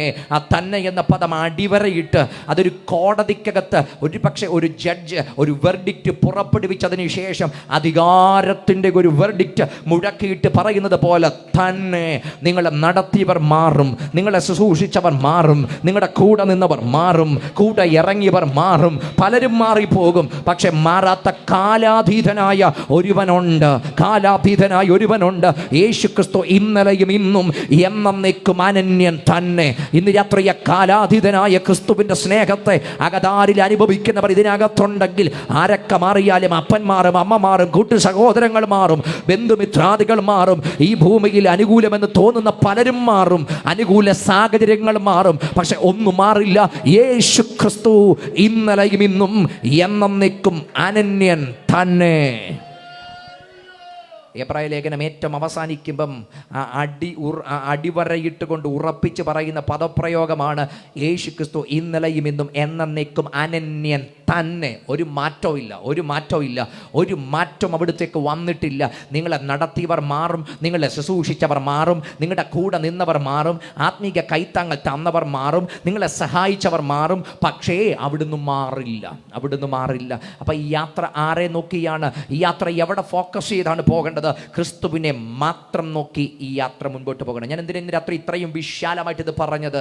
പുറകോട്ട് നോക്കാൻ വല്ലാതെ വെമ്പുന്ന ഒരു സമൂഹത്തോട് പറയുന്നു, ഈ കർത്താവിനെ നോക്കിയാൽ നിങ്ങളുടെ ലൈഫ് ഒരിക്കലും പുറകോട്ട് നോക്കേണ്ടി വരത്തില്ല. മനുഷ്യനെ നോക്കിയിട്ട്, മതങ്ങളെ നോക്കിയിട്ട്, പ്രത്യാശാസ്ത്രങ്ങളെ നോക്കിയിട്ട്, വീണുപോയവരെ നോക്കിയിട്ട്, തളർന്നു പോയവരെ നോക്കിയിട്ട്, വഴിയിൽ എവിടെയോ ദർശനം നഷ്ടപ്പെട്ടു പോയവരെ നോക്കിയിട്ട്, എവിടെയോ കർത്താവുമായിട്ടുള്ള ബന്ധം പോയ 10 പേരെ കണ്ടിട്ട് അത് നിങ്ങളുടെ വിശ്വാസ ജീവിതത്തിന് അടയാളമാക്കി വെക്കാനല്ല ദൈവം വിളിച്ചത്. തളർന്നു പോയവരല്ല എൻ്റെ വിഷയം, വീണു പോയവരും അല്ല എൻ്റെ വിഷയം. വീണുപോയ 10,000 എൻ്റെ ഇടത്തും വലത്തുമുണ്ട്. പക്ഷെ അവരെ നോക്കിയല്ല ഞാൻ ഓടുന്നത്. ജയാളിയായൊരു കർത്താവുണ്ട്, എന്നെ ജയത്തിലേക്ക് നടത്താൻ കഴിയുന്ന ഒരു കർത്താവുണ്ട്. ക്രിസ്തുവിൻ ഞങ്ങളെ എപ്പോഴും ജയോത്സവമായി നടത്തുകയും ഞങ്ങളെക്കുറിച്ച് അവിടുത്തെ പരിജ്ഞാനത്തിൻ്റെ വാസന വെളിപ്പെടുത്തുകയും ചെയ്യുന്ന ഒരു ദൈവമുണ്ട്. ആരെ നോക്കിയാൽ മുൻപോട്ട് പോകേണ്ടത്? മടുത്തു പോയവരെ നോക്കിയാൽ നിങ്ങളും മടുക്കും. അതൊരു ടെൻഡൻസി, അതൊരു ട്രെൻഡാ. നിങ്ങളുടെ അസോസിയേഷൻ ആരാണോ, ഈ അസോസിയേഷൻ്റെ പോലെ ഇരിക്കും നിങ്ങളുടെ ഭാവി. നിങ്ങൾ ആരുമായിട്ട് അസോസിയേറ്റ് ചെയ്യുന്നു, അത് നിങ്ങളുടെ ഭാവി നിർണ്ണയിക്കും. അത് മടുത്തുപോയ ഒന്നിനകത്താണെങ്കിൽ ആ മടുപ്പ് നിങ്ങളെ ബാധിക്കും. അത് പിന്മാറ്റത്തിൽ നിൽക്കുന്ന ഒന്നാണെങ്കിൽ നിങ്ങളുടെ അകത്ത് പിന്മാറ്റം ബാധിക്കും. എന്നാൽ ആത്മാവിൽ വൈബ്രൻ്റ് ആയിട്ട് നിൽക്കുന്നവരുമായിട്ട് നിങ്ങളുടെ കണക്ഷൻ എങ്കിൽ നിങ്ങളും ആത്മാവിൽ ചലിക്കും. നിങ്ങളുടെ അസോസിയേഷൻ നിർവചിക്കും നിങ്ങളുടെ ഭാവി എന്തെന്ന്. അങ്ങനെയെങ്കിൽ അതുകൊണ്ട് തന്നെ ഇവിടെ പറയുന്നത്, നിങ്ങൾ മടുത്തു പോയവരെ മാത്രമാണ് നിങ്ങൾ നോക്കുന്നെങ്കിൽ നിങ്ങളും മടുത്തു പോകും. എന്നാൽ നിങ്ങളുടെ അകത്ത് ക്രിസ്തുവിനെ നോക്കിയിട്ട് ത്രസിച്ച് നിൽക്കുന്ന, ക്രിസ്തുവിൻ്റെ സ്നേഹത്തെ അന്തരാത്മാവിൽ കത്തുന്ന, ക്രിസ്തു അന്തരാത്മാവിൽ ജ്വലിക്കുന്ന ഒരു സമൂഹത്തോട് നിങ്ങൾ ആഴത്തിൽ ചേർന്ന് വന്നാൽ ഒരിക്കലും നിങ്ങൾ മടുത്തു പോകത്തില്ല. ക്രിസ്തുവിനോടൊപ്പം നിങ്ങൾക്ക് ജയിക്കാൻ പറ്റും. കർത്താവ് നമ്മെ വിളിച്ചത് അങ്ങനെ ഒരു ജയത്തിനു വേണ്ടിയാണ്. ഇന്ന് രാത്രി ഏറ്റവും പ്രധാനമായ ഒരു 3-4 ചിന്ത നിങ്ങളുടെ മനസ്സിലേക്ക് പങ്കുവെച്ച് പ്രാർത്ഥിക്കാൻ താല്പര്യപ്പെടുകയാണ്. ഈ ക്രിസ്തു നമുക്ക് വേണ്ടി എന്തായി തീർന്നു? അവിടുന്ന് നമുക്ക് വേണ്ടി എന്ത് ചെയ്യും?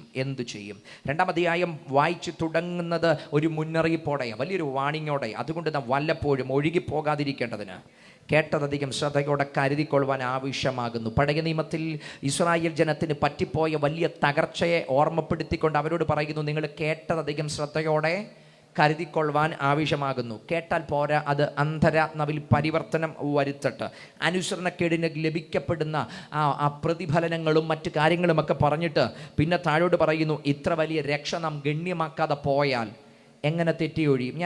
അത് കുറേയും കൂടെ ആന്തരിക സന്ദേശമായതുകൊണ്ട് ഇന്ന് രാത്രി ആ പരസ്യവേദിയിൽ ഞാൻ ആ ഭാഗത്തിലേക്ക് പോകുന്നില്ല. പക്ഷേ ഇനി താഴേക്ക് വരുമ്പം ക്രിസ്തുവിനെ പറ്റി ഒരു ബഹുമുഖ അവതരണം ഇവിടെ ലേഖനകർത്താവ് അവതരിപ്പിക്കുന്നത് നമുക്ക് കാണുവാൻ കഴിയുന്നുണ്ട്. ക്രിസ്തു നമുക്ക് ആരായി തീർന്നു, ക്രിസ്തു നമുക്ക് വേണ്ടി എന്ത് ചെയ്തു എന്നതാണ് ഇന്ന് രാത്രി നമ്മൾ ഒരുമിച്ച് ചിന്തിക്കാൻ പോകുന്നത്. നിങ്ങൾ ശ്രദ്ധിച്ചേ, അതിലെ 9-ാമത്തെ വാക്യത്തിനകത്ത് നമ്മൾ വായിച്ചൊരു കാര്യം, ഈ എല്ലാവർക്കും വേണ്ടി മരണം ആസ്വദിപ്പാൻ ദൂതന്മാരിലും അല്പം ഒരു താഴ്ച വന്നവനായ യേശു മരണം അനുഭവിച്ചത് കൊണ്ട്, യേശു നമുക്ക് വേണ്ടി ആരായി തീർന്നു? അവിടുന്ന് ദൂതന്മാരിലും ഒരല്പം താഴ്ച വന്നവനായി തീർന്നു. നിങ്ങൾ ശ്രദ്ധിക്കേ, ഈ പദത്തിനൊക്കെ ഗംഭീരമായ ഒരു ആഴത്തലമുണ്ട് കേട്ടോ. കാരണം ഈ ദൂതന്മാരുടെ ആരാധന പാത്രമായിരുന്നല്ലോ അവിടുന്ന്. ആ തേജസ്സിൻ്റെ സിംഹാസനത്തിനകത്ത് ദൂതസമൂഹങ്ങൾ നിത്യമാർത്തുപാടുന്ന ദൂതന്മാരുടെ ആരാധന പുരുഷനായിരുന്നു അവിടുന്ന്.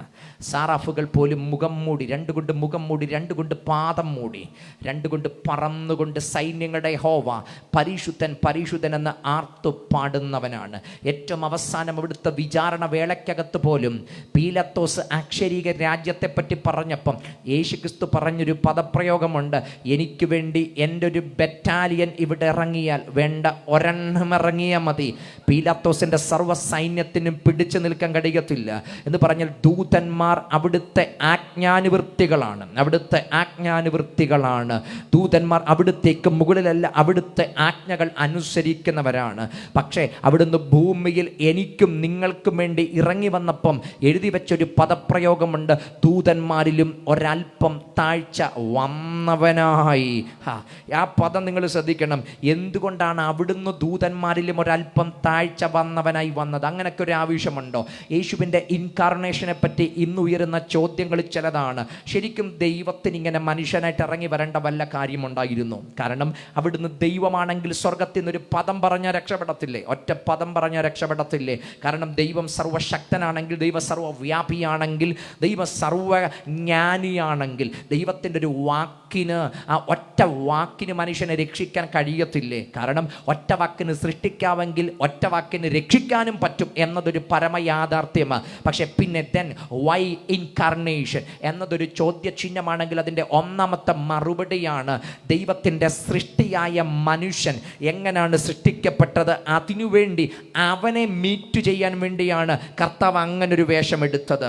അതുകൊണ്ട് നമ്മളതിൻ്റെ 5-ാമത്തെ വാക്യം മുതൽ താഴേക്ക് നോക്കുമ്പം അതിൻ്റെ 7-ലേക്ക് എത്തുമ്പോൾ പറയുന്നൊരു കാര്യമുണ്ട്, മനുഷ്യനെ നീ ഓർക്കേണ്ടതിന് അവൻ എന്ത്, മനുഷ്യപുത്രനെ സന്ദർശിക്കേണ്ടതിന് അവൻ എന്തുമാത്രം. എന്നിട്ട് പറയുന്നു, നീ അവനെ ദൂതന്മാരെക്കാൾ അല്പം മാത്രം താഴ്ത്തി തേജസ് ബഹുമാനവും അവനെ അണിയിച്ചിരിക്കുന്നു. നിന്റെ കൈകളുടെ പ്രവൃത്തികൾക്ക് നീ അവനെ അധിപതിയാക്കി സകലവും അവൻ്റെ കാൽ കീഴാക്കിയിരിക്കുന്നു. അപ്പം മനുഷ്യനെ എങ്ങനെ നിർമ്മിച്ചത്? ദൂതന്മാരെക്കാൾ ഒരല്പം മാത്രം താഴ്ത്തി മനുഷ്യനെ സൃഷ്ടിച്ചു. അപ്പം ഈ ദൂതന്മാരെക്കാൾ ഒരല്പം മാത്രം താഴ്ത്തി സൃഷ്ടിക്കപ്പെട്ട മനുഷ്യൻ അവൻ പാപം ചെയ്തപ്പോൾ അവൻ ദൈവ തേജസ് വിട്ടുമാറി അവൻ ഈ ലോകത്തിൻ്റെ വല്ലാത്ത കൂപത്തിനകത്തേക്ക് വീണ്ടു പോയപ്പം അവനെ രക്ഷിപ്പാനും അവിടുത്തെ പുത്രൻ ഈ ഭൂമിയിലേക്ക് ഇറങ്ങി വന്നപ്പം മനുഷ്യൻ്റെ ഭാവം എങ്ങനോ അതേ ഭാവത്തിൽ തന്നെ അവിടുന്ന് ഇറങ്ങി വന്നു. ദൂതന്മാരെക്കാൾ ഒരല്പം താഴ്ചയോടെ മനുഷ്യൻ സൃഷ്ടിക്കപ്പെട്ടെങ്കിൽ അവനെ രക്ഷിപ്പാൻ എൻ്റെ കർത്താവ് ഇറങ്ങി വന്നപ്പോഴും ദൂതന്മാരെക്കാൾ അല്പം ഒരു താഴ്ച വന്നവനായി. എന്തിനാ? എന്നോട് അനുരൂപപ്പെടാൻ, നമ്മോട് അനുരൂപപ്പെടാൻ, നമ്മുടെ തലമറിയാൻ. നിങ്ങൾ ചിന്തിക്കുക, അതിനേക്കാൾ ഒരു അല്പം കൂടെ വെർഷൻ മുകളിൽ അവിടുന്ന് വന്നിരുന്നെങ്കിൽ മനുഷ്യത്വത്തിൻ്റെ പൂർണ്ണതയിൽ അവൻ അനുഭവിക്കുന്ന വികാരങ്ങളെ മനസ്സിലാക്കാനും. നമ്മളിവിടെ സൂപ്പർ ഹീറോകളെ കണ്ടിട്ടില്ലേ? മനുഷ്യനായിട്ടിരിക്കുമ്പോൾ തന്നെ പെട്ടെന്ന് ക്രൈസിസ് വരുമ്പോൾ സൂപ്പർ ഹീറോകളാകുന്നവർ അവർ ആ സൂപ്പർ ഹീറോകളായി മാറും. അവർ ആ വലിയ അമാനുഷിക പ്രവൃത്തികൾ ചെയ്യും.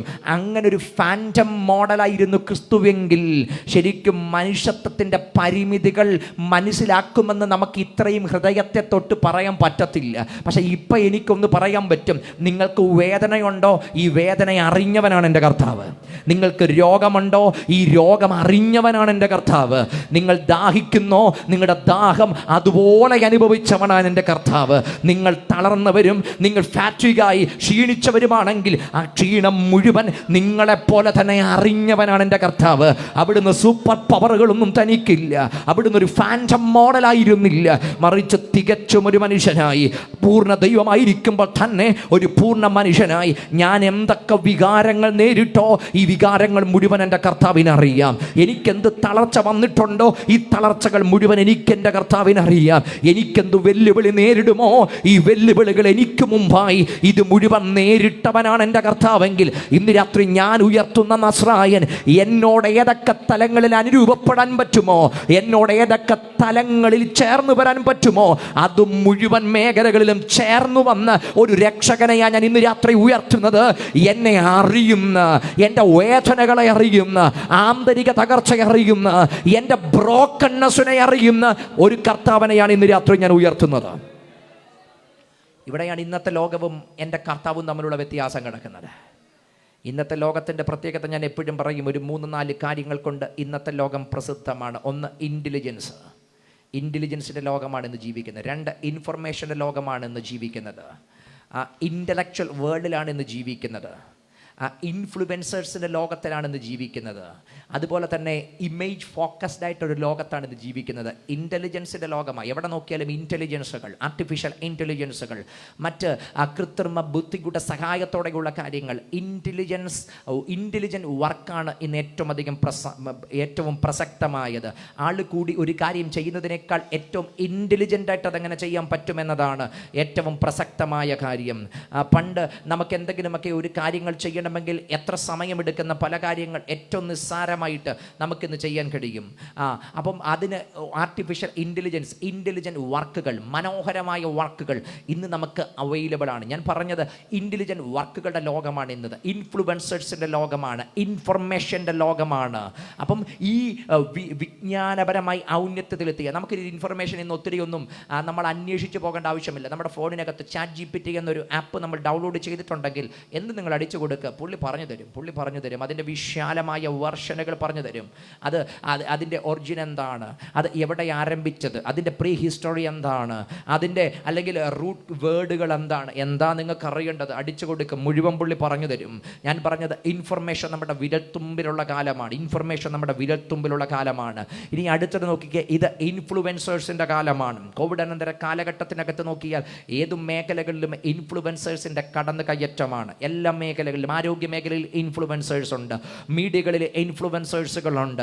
നിങ്ങൾക്ക് ഏത് കാര്യത്തെപ്പറ്റി അറിയണം, ഇൻഫ്ലുവൻസ് ചെയ്യാൻ പറ്റുന്നവരുണ്ട്. പക്ഷേ ഈ ഇൻഫ്ലുവൻസിങ് പലതും നെഗറ്റീവ് ഇൻഫ്ലുവൻസിങ് ആയിട്ട് പല മേഖലകളിൽ മാറുന്നുണ്ട്. തെറ്റായ രീതിയിൽ ഇൻഫ്ലുവൻസ് ചെയ്യുന്ന എല്ലാവിധത്തിലും ഇന്ന് ഇൻഫ്ലുവൻസ് ചെയ്യുന്ന ഒരു കാലഘട്ടത്തിനകത്ത് ഞാൻ ഒരു നെഗറ്റീവ് ഇൻഫ്ലുവൻസിൻ്റെ ഒരു ഉദാഹരണം പറയാം. നമ്മൾ ഏതാണ്ട് എനിക്കൊരു 2 വർഷങ്ങൾക്ക് പുറകിൽ ഏറ്റുമാനൂര് ജീവിതം തകർന്നപ്പോൾ ഒരമ്മ 2 പെൺകുട്ടികളുമായിട്ട് ട്രെയിനിൻ്റെ മുമ്പിൽ ചാടി മരിച്ചൊരു വാർത്ത നമ്മൾ കേൾക്കാനിടയായി. പക്ഷേ എന്നെ അമ്പരപ്പിച്ച കാര്യം, അടുത്ത 2 ദിവസം ഇവിടെയുള്ള മിക്ക മാധ്യമങ്ങളും മുഴുവൻ കവറേജ് നടത്തിയത് ഈ വാർത്തയായിരുന്നു. അവർ കുഞ്ഞുങ്ങളുമായിട്ട് പോകുന്നത്, കൈപിടിച്ച് പോകുന്ന CCTV ചിത്രങ്ങൾ, ഇവരുടെ കുടുംബചരിത്രങ്ങൾ, മറ്റു കാര്യങ്ങൾ, നിരന്തരം ആ പൊടിപ്പും തൊങ്ങലും വെച്ച് പറഞ്ഞ കണ്ടന്റ് അല്ലേ. അതുകൊണ്ട് ഈ കണ്ടന്റ് ആവശ്യം പോലെ 2 ദിവസം കിട്ടി. പക്ഷെ ഞാനിതിൻ്റെ എഫക്റ്റ് മനസ്സിലാക്കിയതെന്നറിയുമോ, അടുത്തൊരു 6 മാസത്തിനകത്ത് ഞാൻ പത്രങ്ങൾ, മീഡിയകൾ സസൂക്ഷ്മം പഠിച്ചപ്പം എനിക്ക് മനസ്സിലായ ഒരു കാര്യമുണ്ട്.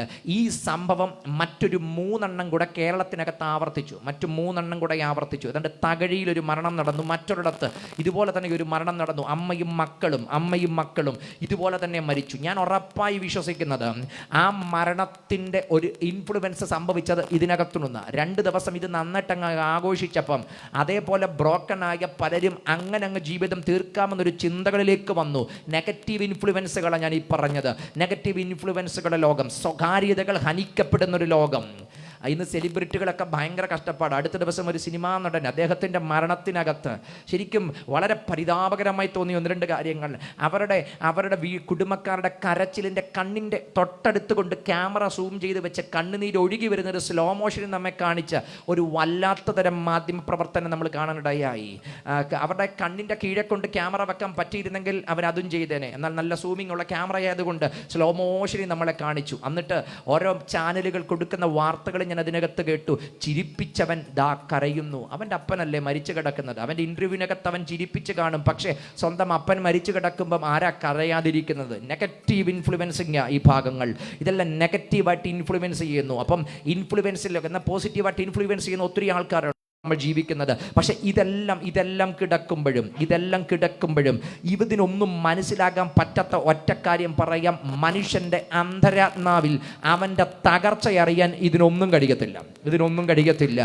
നിങ്ങൾ ഇൻ്റലിജൻ്റായിട്ട് ചെയ്യുന്നതിനെ, അല്ലെങ്കിൽ ഇൻ്റലിജൻ്റ് ആപ്പുകൾക്കകത്ത് നോക്ക്, വേണേൽ നിങ്ങൾക്ക് അടിച്ചു കൊടുക്കാം, ChatGPT അടിച്ചു കൊടുക്കാം, how to overcome stress, give me a 10 point. 10 അല്ല, നിങ്ങൾ 15 പറയാൻ പറഞ്ഞ പുള്ളി 15 പോയിന്റ് പറയും.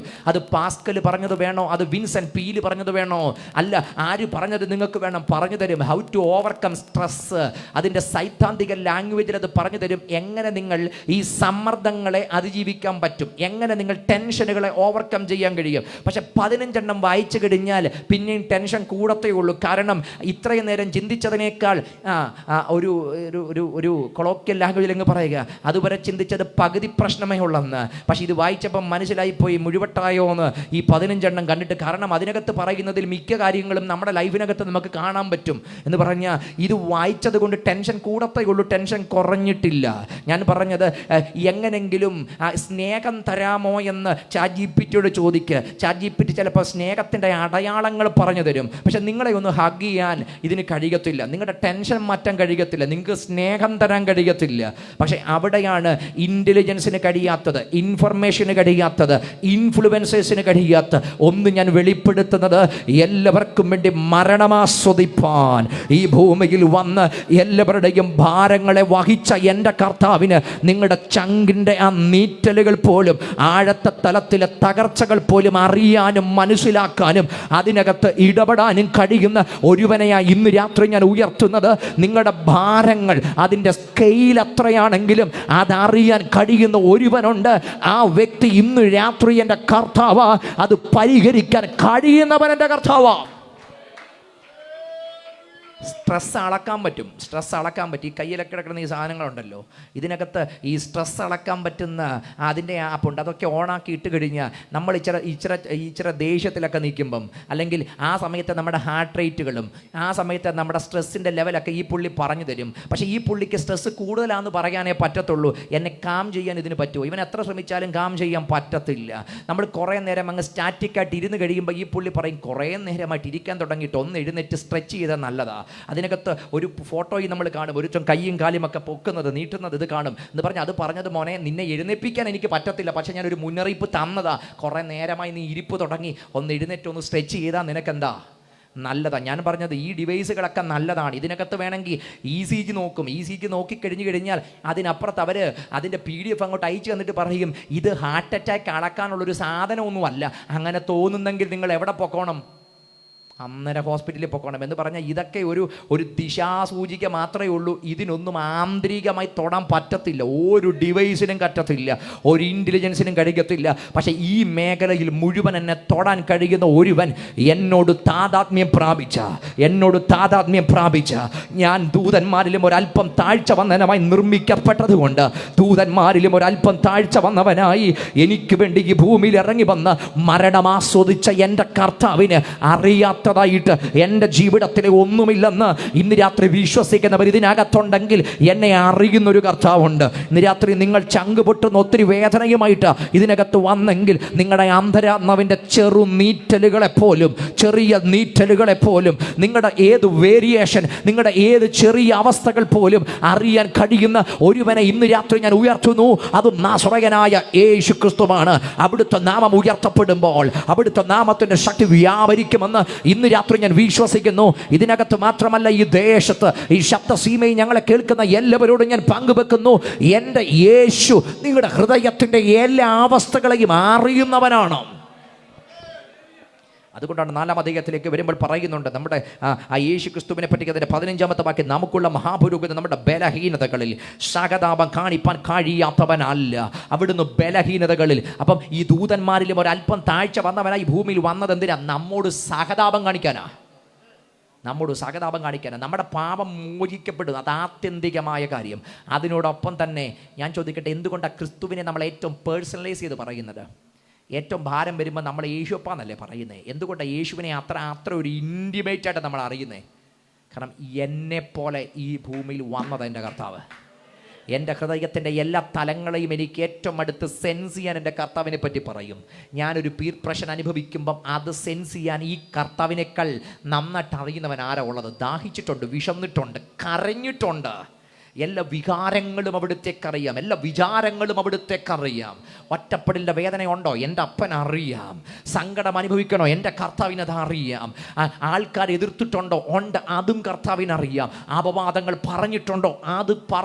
അതും കർത്താവിനറിയാം. സ്വന്തം സഹോദരന്മാർ എതിർത്ത് നിന്നിട്ടുണ്ടോ? ഉണ്ട്, അത് കർത്താവിനറിയാം. കൂട്ടുകുടുംബക്കാർ വിട്ടുകളഞ്ഞിട്ടുണ്ടോ? ഉണ്ട്, കർത്താവിനതറിയാം. അവനെ ദേശത്ത് നിന്ന് ആട്ടിപ്പായിച്ചിട്ടുണ്ടോ? ഉണ്ട്, അതും എൻ്റെ കർത്താവിനറിയാം. തള്ളിക്കളയാൻ നോക്കിയിട്ടുണ്ടോ? തള്ളിയിടാൻ നോക്കിയിട്ടുണ്ടോ?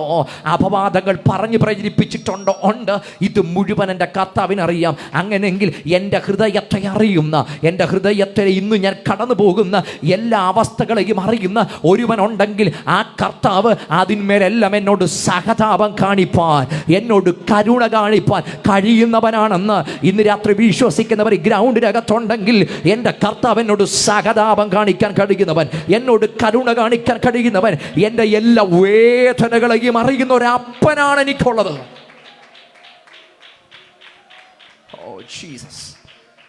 ഞാൻ ആ സഹതാപം എന്ന പദത്തെ ഞാൻ അതിൻ്റെ ഒത്തിരി ദൈവശാസ്ത്ര വശങ്ങളിലൊക്കെ ഒന്നും പോകുന്നില്ല, പക്ഷേ 1-2 കാര്യം പറയാം. ഈ സഹതാപം എന്ന പദം, അത് സിംപതൈസ് എന്നൊരു പദമുണ്ട്. പക്ഷേ എനിക്ക് അതിനേക്കാളും ഇഷ്ടം ഒരു പദം, കുറേ ട്രാൻസ്ലേഷൻ പറയുന്നത് എംപതൈസ് വിത്ത് അവർ വീക്ക്നെസ് എന്ന എംപതൈസ് എന്നൊരു പദമാണ്. എമ്പതി എന്ന പദം നമ്മൾ സാധാരണ ഉപയോഗിക്കുന്ന ഒരു പദമല്ല. സിമ്പതി എന്ന പദം നമ്മൾ ഉപയോഗിക്കും. എമ്പതി എന്ന പദം ശരിക്കും ഒരു കൗൺസിലിംഗ് ലാംഗ്വേജ് ആണ് എമ്പതി എന്ന പദം എന്ന് പറയുന്നത്. എമ്പതി എന്ന പദത്തിൻ്റെ അർത്ഥം, സിമ്പതി എന്ന് പറഞ്ഞാൽ നമ്മളിപ്പോൾ റാന്നി ആ ടൗണിലേക്ക് ചെന്നു, ഒരു ചെറുപ്പക്കാരൻ, അവൻ്റെ മാനസിക നില മുഴുവൻ തകർക്കപ്പെട്ട് അവൻ ആ തെരുവിലൂടെ നടക്കുക. നമ്മൾ പറയോ നല്ലൊരു ചെറുപ്പക്കാരൻ, അവൻ എന്തു പറ്റി? നമ്മൾ അവനെ നോക്കി എന്ത് ചെയ്തു? ഒന്ന് സഹതപിച്ചു. വീട്ടിൽ വന്നിട്ട് ചിലപ്പം പറയും ഞാനൊരു ചെറുപ്പക്കാരനെ കണ്ടു, നല്ല ആരോഗ്യമുള്ള ചെറുപ്പക്കാരൻ, പക്ഷേ അവൻ എവിടെയോ അവൻ്റെ ലൈഫ് പാളിപ്പോയി. സഹതപിച്ചതാ. ഇതാ സഹതാപം എന്ന് പറയുന്നത്. പക്ഷേ എമ്പതി എന്ന് പറഞ്ഞാൽ അതിനേക്കാൾ അപ്പുറമാണ്. എമ്പതിയുടെ പ്രത്യേകത പറയാം. എൻ്റെ മുമ്പിൽ ഒരുവനെ ഞാൻ കണ്ടു, ഒരവസ്ഥ ഞാൻ കണ്ടു, ഞാൻ വെറുതെ ഇരിക്കത്തില്ല. ഞാൻ ഈ ചെറുപ്പക്കാരനെ വിളിച്ചു, അവനെ എൻ്റെ വണ്ടിക്കകത്ത് കയറ്റി, അവൻ്റെ തലമുടി വെട്ടി, അവന് നല്ല വസ്ത്രം ധരിപ്പിച്ചു, അവന് നല്ല വൈദ്യസഹായങ്ങൾ ഞാൻ കൊടുത്തു, അവനെ കൗൺസിലിംഗ് റൂമിനകത്തേക്ക് കൊണ്ടുവന്നു. എന്തൊക്കെ ചെയ്യാൻ പറ്റുമോ ഇത് മുഴുവൻ ഞാൻ അവനോട് ചെയ്തു. അവൻ ലൈഫിലേക്ക് തിരിച്ചു വന്നു. നിങ്ങൾ അവനോട് കാണിച്ചത് സിമ്പതിയല്ല, നിങ്ങൾ അവനോട് കാണിച്ചത് എമ്പതിയാണ്. എന്ന് പറഞ്ഞാൽ അവനെ നോക്കിയിട്ട് അയ്യോ അവന് പറ്റിയെന്നല്ല നിങ്ങൾ പറഞ്ഞത്. അവൻ്റെ ആ പറ്റിനകത്തു നിന്ന് നിങ്ങൾക്ക് ഏതൊക്കെ മെഷർ ഉപയോഗിച്ച് അവനെ പുറത്തു കൊണ്ടുവരാൻ പറ്റുമോ അത് നിങ്ങൾ ശ്രമിക്കുന്ന നിങ്ങളുടെ മനസ്സിന് പറയുന്ന പേരാ എമ്പതി എന്ന് പറയുന്നത്. എൻ്റെ കർത്താവിൻ്റെ പ്രത്യേകത ഞാൻ പറയാം. എൻ്റെ കർത്താവ് ഇന്ന് വരെ ഒന്നിനെ നോക്കിയും സിമ്പതി കാണിച്ചിട്ടില്ല. എൻ്റെ കർത്താവ് എന്തിനെങ്കിലുമൊക്കെ നോക്കിയാൽ അതിനോട് മുഴുവൻ എമ്പതി കാണിച്ച ഒരാളാണ് എൻ്റെ കർത്താവ്. അവിടുന്ന് ആരെയും നോക്കി സിമ്പതി പറഞ്ഞിട്ടില്ല. കരയുന്നവനെ നോക്കി സിമ്പതി പറയുന്നവനല്ല എൻ്റെ കർത്താവ്. തകർന്നവനെ നോക്കി സിമ്പതി പറയുന്നവനല്ല കർത്താവ്. മരണ വീടുകളുടെ മുമ്പിൽ സിമ്പതി പറഞ്ഞവനല്ല എൻ്റെ കർത്താവ്. ഏത് തലത്തിനകത്തും ഇറങ്ങിച്ചെന്ന് അവിടുത്തെ വാക്കുകൾ അവൻ്റെ അവസ്ഥക്കകത്തു നിന്ന് അവനെ പിടിച്ച് പുറത്ത് കൊണ്ടുവന്നെങ്കിൽ ഇന്ന് രാത്രി സിമ്പതി പറഞ്ഞ് അവസാനിപ്പിക്കുന്ന ഒരു കർത്താവിനെ അല്ല ഞാൻ പ്രസംഗിക്കുന്നത്. നിങ്ങളുടെ അവസ്ഥക്കകത്ത് ഇറങ്ങി വന്ന് നിങ്ങളെ അതിനകത്തൊന്ന് വലിച്ചു കയറ്റാൻ പറ്റുന്ന ഒരുവനെ ഇന്ന് രാത്രി ഞാൻ പ്രസംഗിക്കുമ്പോൾ എത്ര പേരത് അനുഭവിക്കുന്നുണ്ട്? എൻ്റെ അവസ്ഥക്കകത്തെ ഇറങ്ങി വന്ന് അതിനകത്തുനിന്ന് എന്നെ പിടിച്ചു കയറ്റാൻ കഴിയുന്ന ഒരുവനെ ഞാൻ ഉയർത്തുന്നത് അതത്രയും നാസ്രയനായ യേശു നിങ്ങളെ പിടിച്ചു കയറ്റും. മറ്റൊരു KJV ട്രാൻസ്ലേഷനകത്ത് പറയുന്ന ഒരു പദപ്രയോഗമുണ്ട്, touch with the feeling of our informatives. എൻ്റെ വികാരങ്ങളുടെ തലങ്ങളെപ്പോലും തൊടാൻ കഴിയുന്നവനാണ് എൻ്റെ കർത്താവ്.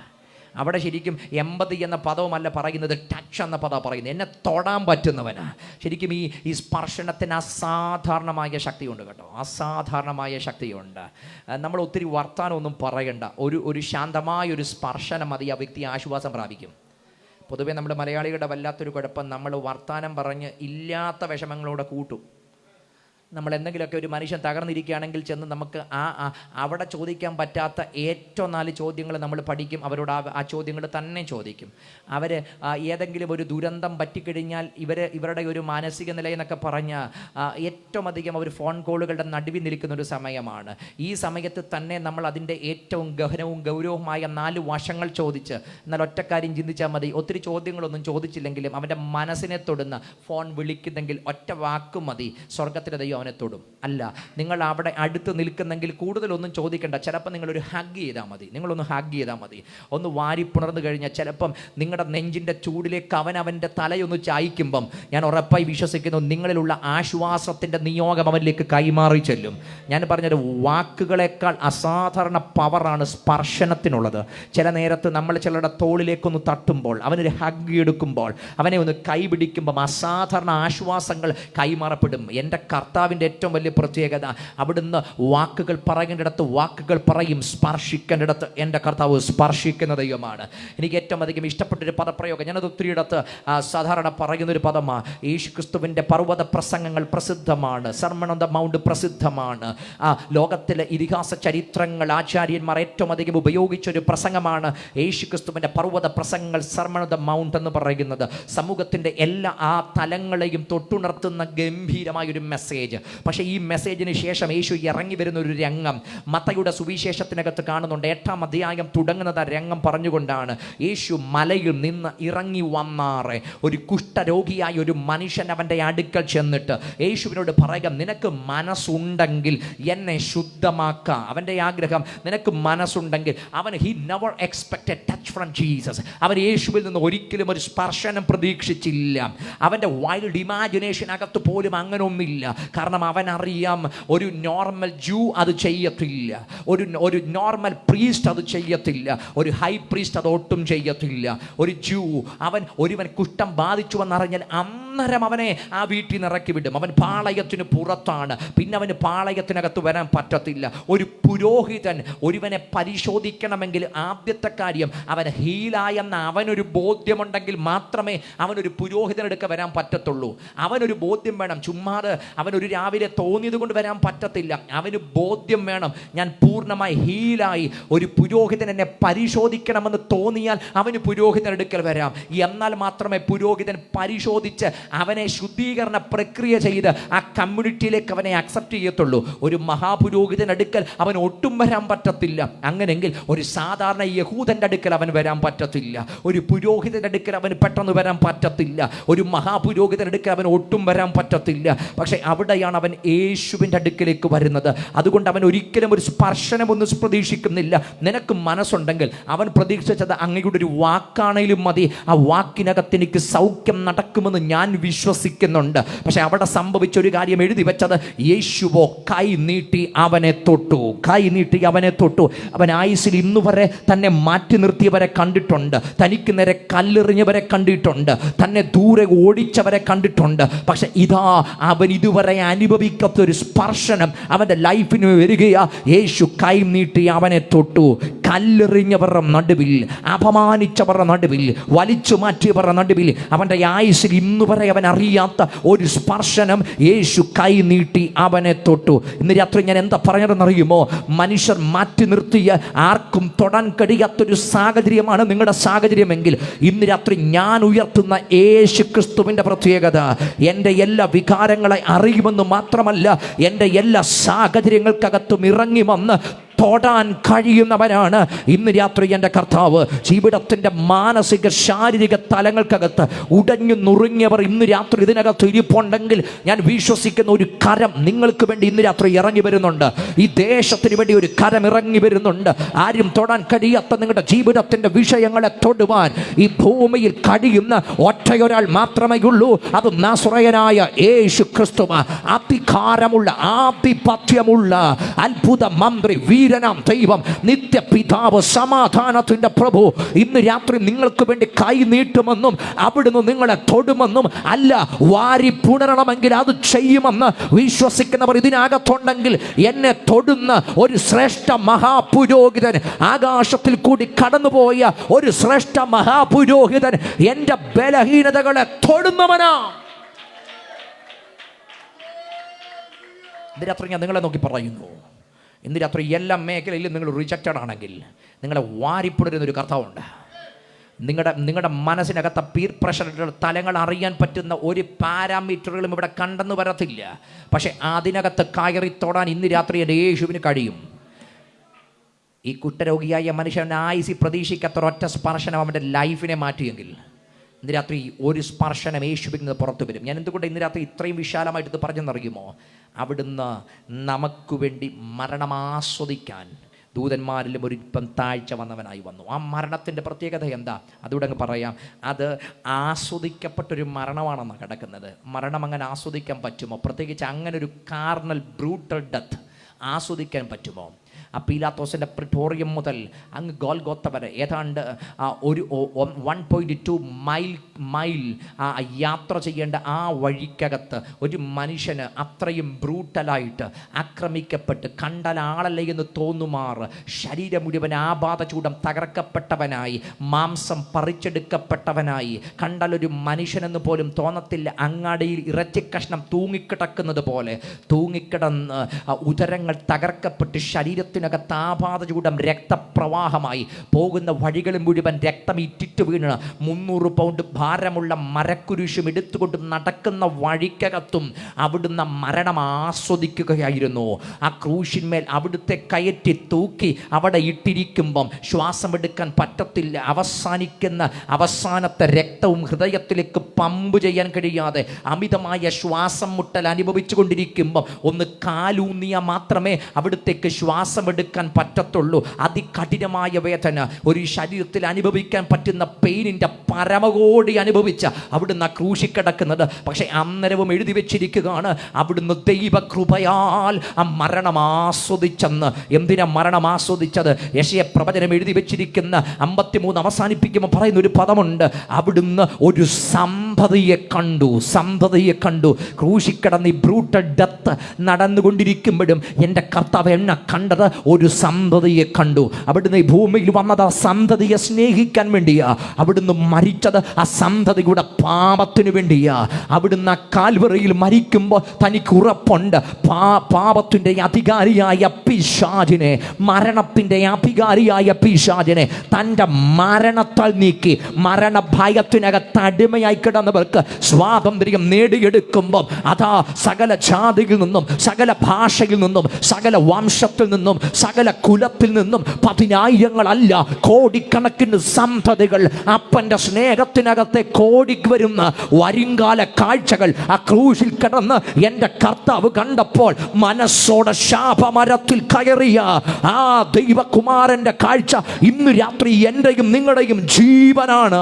പാപത്തെ വഹിച്ചുകൊണ്ട് അവിടുന്ന് ക്രൂശിന്മേൽ കയറിയപ്പോൾ നമുക്ക് ലഭിച്ചതെന്താ? അവിടുത്തെ അടിപ്പിണരുകളാൽ നമുക്ക് സൗഖ്യം വന്നു.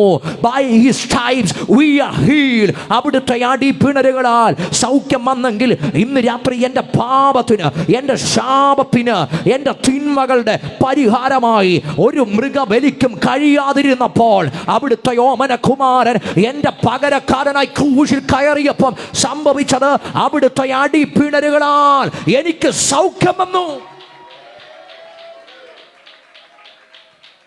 അതുകൊണ്ട് ഇന്ന് രാത്രി ഇത്രയും ആവേശത്തോടെ ഞാൻ ആ ക്രിസ്തുവിനെ ഉയർത്തുന്നേ. ദൂതന്മാരിലും ഒരൽപ്പം താഴ്ച വന്നവനായി യേശു ക്രിസ്തു മരണം ആസ്വദിച്ചതുകൊണ്ട് എൻ്റെ കർത്താവ് ലിറ്ററലി ആ ഡെത്ത് അവിടുന്ന് എക്സ്പീരിയൻസ് ചെയ്തു. അതുകൊണ്ട് ആ വേദനയൊന്നും കുറയ്ക്കുന്ന ഒരു മയക്കുമരുന്നും കുടിച്ചില്ല. അവിടത്തേക്ക് വേണ്ടെന്ന് പറഞ്ഞു. കാരണം ആ വേദന കുറയ്ക്കുന്ന ഒന്നും തനിക്ക് വേണ്ട. ഈ പാപത്തിൻ്റെ ശിക്ഷ മനുഷ്യൻ വഹിക്കേണ്ടത് അതിൻ്റെ മുഴുവൻ സുബോധത്തോടെ അവിടുന്ന് വഹിച്ചു. എൻ്റെ കർത്താവ് ക്രൂശിനെ ഹാലൂസിനേറ്റ് ചെയ്യപ്പെട്ടില്ല. എൻ്റെ കർത്താവ് ക്രൂശി ബോധരഹിതനായില്ല. ഏറ്റവും ലാസ്റ്റിൽ ഏറ്റവും അവസാനം പറഞ്ഞ വാക്കുകളിലൊന്ന് യോഹന്നാൻ എഴുതി വെച്ചിട്ടുണ്ട്. തിരുവെടുത്ത് നിവർത്തിയാകേണ്ടതിന് എനിക്ക് ദാഹിക്കുന്നെന്ന് പറഞ്ഞു. ദാഹിക്കുന്നെന്ന് പറയാൻ കാരണം ഒരു പ്രവചനം നിവർത്തിക്ക് വേണ്ടിയാ. സങ്കീർത്തന പുസ്തകത്തിനകത്ത് പറഞ്ഞൊരു പ്രവചനം പൂർത്തിയാകാതെ അവിടെ കിടപ്പുണ്ട്. അവരവന് ആ ചൊറുക്ക കുടിപ്പാൻ കൊടുത്തു എന്നൊരു പ്രവചനം പൂർത്തിയാകാതെ കിടപ്പുണ്ട്. കർത്താവ് അതുപോലും ഓർക്കത്തക്ക നല്ല സുബോധത്തിലായിരുന്നു ക്രൂശി കിടന്നത് എന്ന് പറഞ്ഞാൽ എൻ്റെ കർത്താവ് ക്രൂശിൽ വേദനയൊന്നും അനുഭവിക്കാതെ ഹാലൂസിനേറ്റ് ചെയ്യപ്പെടുകയല്ല. സകല ബോധത്തോടെ, നല്ല ബോധ്യത്തോടെ തിരുവെടുത്തുകൾ മുഴുവൻ നിവർത്തിയാകേണ്ടതിന് അതിനെ മുഴുവൻ നിവർത്തിയാകാൻ അവിടുന്ന് ക്രൂശിൽ മരിച്ചെങ്കിൽ, ആ വേദന മുഴുവൻ അവിടുന്ന് സഹിച്ചെങ്കിൽ, ആ സഹിക്കപ്പെട്ട വേദന ഇന്ന് രാത്രി എൻ്റെ വിടുതലാ, എൻ്റെ സൗഖ്യമാ, എൻ്റെ സ്വാതന്ത്ര്യമാ, എൻ്റെ മഹത്വമാണ്. ഞാൻ രക്ഷിക്കപ്പെട്ടത്, ഞാൻ മാന്യനായത് എൻ്റെ കർത്താവ് എനിക്ക് വേണ്ടി തകർക്കപ്പെട്ടത് കൊണ്ട്. നിങ്ങൾ എവിടെങ്കിലുമൊക്കെ തകർന്നവരാണോ? ഇന്ന് രാത്രി ഞാൻ ഉയർത്തുന്ന യേശുവിൻ്റെ തകർച്ച നിങ്ങളുടെ തകർച്ചയെ മാറ്റും, നിങ്ങളുടെ ക്ഷീണത്തെ മാറ്റും, നിങ്ങളുടെ മടുപ്പിനെ മാറ്റും, നിങ്ങളുടെ പാപത്തെ ക്ഷമിക്കും, നിങ്ങളുടെ രോഗത്തെ സൗഖ്യമാക്കും. ഇതിന് മാത്രമേ കഴിയത്തുള്ളൂ. യേശുവിൻ്റെ ഈ മഹത്വകരമായ മരണത്തിന് നിങ്ങളുടെ ശാപത്തെ മാറ്റാൻ കഴിയും. അതുകൊണ്ട് എനിക്ക് 2 കൊരിന്ത്യർ ലേഖനത്തിനകത്ത് ഏറ്റവും ഇഷ്ടപ്പെട്ടൊരു പദപ്രയോഗം, നമ്മുടെ കർത്താവ് യേശു ക്രിസ്തു മഹാസമ്പന്നനായിരുന്നിട്ടും അവിടുത്തെ ദാരിദ്ര്യത്താൽ നിങ്ങൾ സമ്പന്നരാകേണ്ടതിന് നിങ്ങൾ നിമിത്തം ദരിദ്രനായി തീർന്ന കൃപ നിങ്ങൾ ഓർക്കണം. അവിടുന്ന് മഹാസമ്പന്നനാ. എന്താ തനിക്ക് കീഴയല്ലാത്തത്? എല്ലാം തനിക്ക് കീഴയാ, വാഴ്ചകൾ തനിക്ക് കീഴയാ. അതുകൊണ്ടാണ് ആ കൊലോസ്യ ലേഖനത്തിനകത്ത് പറയുന്നത് അവിടുന്ന് അദൃശ്യനായ ദൈവത്തിൻ്റെ പ്രതിമയാ, അവിടുന്ന് സർവ്വ സൃഷ്ടിക്കും ആദ്യജാതനാ, സൃഷ്ടിക്കപ്പെട്ടതും സൃഷ്ടിക്കപ്പെടാനുള്ള സകലതും അവിടുത്തെ കാൽ കീഴിലാ. അവിടുന്ന് സകലത്തിൻ്റെയും ആധാരമാ, അവിടുന്ന് സകലത്തിൻ്റെയും തലയാ. അപ്പോൾ അവിടുന്ന് എല്ലാത്തിനെയും കീഴാക്കപ്പെട്ടവനാ, അവിടുന്ന് സകലത്തിനെയും അമർച്ച ചെയ്യുന്നവനാ, അധികാരമുള്ളവനാ. ഈ അധികാരമുള്ള കർത്താവ് മഹാസമ്പന്നനായവൻ. എന്തിന് പാട്ടുപാടുമ്പോൾ പറയാറുണ്ട്, പട്ടിനുള്ള മൂലവസ്തു സൃഷ്ടി ചെയ്ത ദൈവം, എല്ലാത്തിൻ്റെയും സൃഷ്ടികർത്താവ് അവിടുന്ന്. എന്നാൽ അവിടുത്തെ ദാരിദ്ര്യത്താൽ അങ്ങ് കീറ്റുശീലയോളം, അവിടുന്ന് ആ ഒരു മെയിഞ്ചറിനോളം അവിടുന്ന് താന്നിറങ്ങി വന്ന് കാലത്തിനകത്ത് ഒതുക്കപ്പെട്ട് ഒരു ഗർഭപാത്രത്തിനകത്ത് പരിമിതപ്പെട്ട് കാലത്തിൻ്റെ 100 മൈലിനകത്ത് മാത്രം സംഭവിച്ച ഇസ്രായേൽ എന്നൊരു രാഷ്ട്രത്തിനകത്ത് മാത്രം സഞ്ചരിച്ച് എന്നിട്ട് ശമരിയയും കൂടെ ചെന്ന് അങ്ങനെ കുറച്ച് സ്ഥലമല്ലാതെ മറ്റെവിടെയും പോകാതെ ഈ കാലത്തിനകത്ത് പരിമിതപ്പെട്ടത് എന്തിനെന്നറിയുമോ? അവിടുത്തെ ദാരിദ്ര്യത്താൽ. ഇന്ന് രാത്രി പ്രസംഗിക്കുന്ന ഞാനും കേൾക്കുന്ന നിങ്ങളും എന്നെ കേൾക്കുന്ന സർവ്വ ലോകവും നിങ്ങൾ അനുഗ്രഹിക്കപ്പെടേണ്ടതിന്, ഞാൻ അനുഗ്രഹിക്കപ്പെടേണ്ടതിന്, നമ്മൾ നിമിത്തം ദരിദ്രനായി തീർന്ന ദൈവകൃപ ഇന്ന് രാത്രി മറക്കരുത്. അവിടുന്ന് ദരിദ്രനായി തീർന്നത് എൻ്റെ ജീവന് വേണ്ടിയാ. അവിടുന്ന് തകർക്കപ്പെട്ടത് എൻ്റെ സൗഖ്യത്തിന് വേണ്ടിയാ. അവിടുന്ന് പരിമിതപ്പെട്ടത് എൻ്റെ ആരോഗ്യത്തിന് വേണ്ടിയാ. അവിടുത്തെ രക്തം ചിന്തിയത് ഞാൻ ഏറ്റവും ധൈര്യത്തോടെ നിൽക്കാനാ.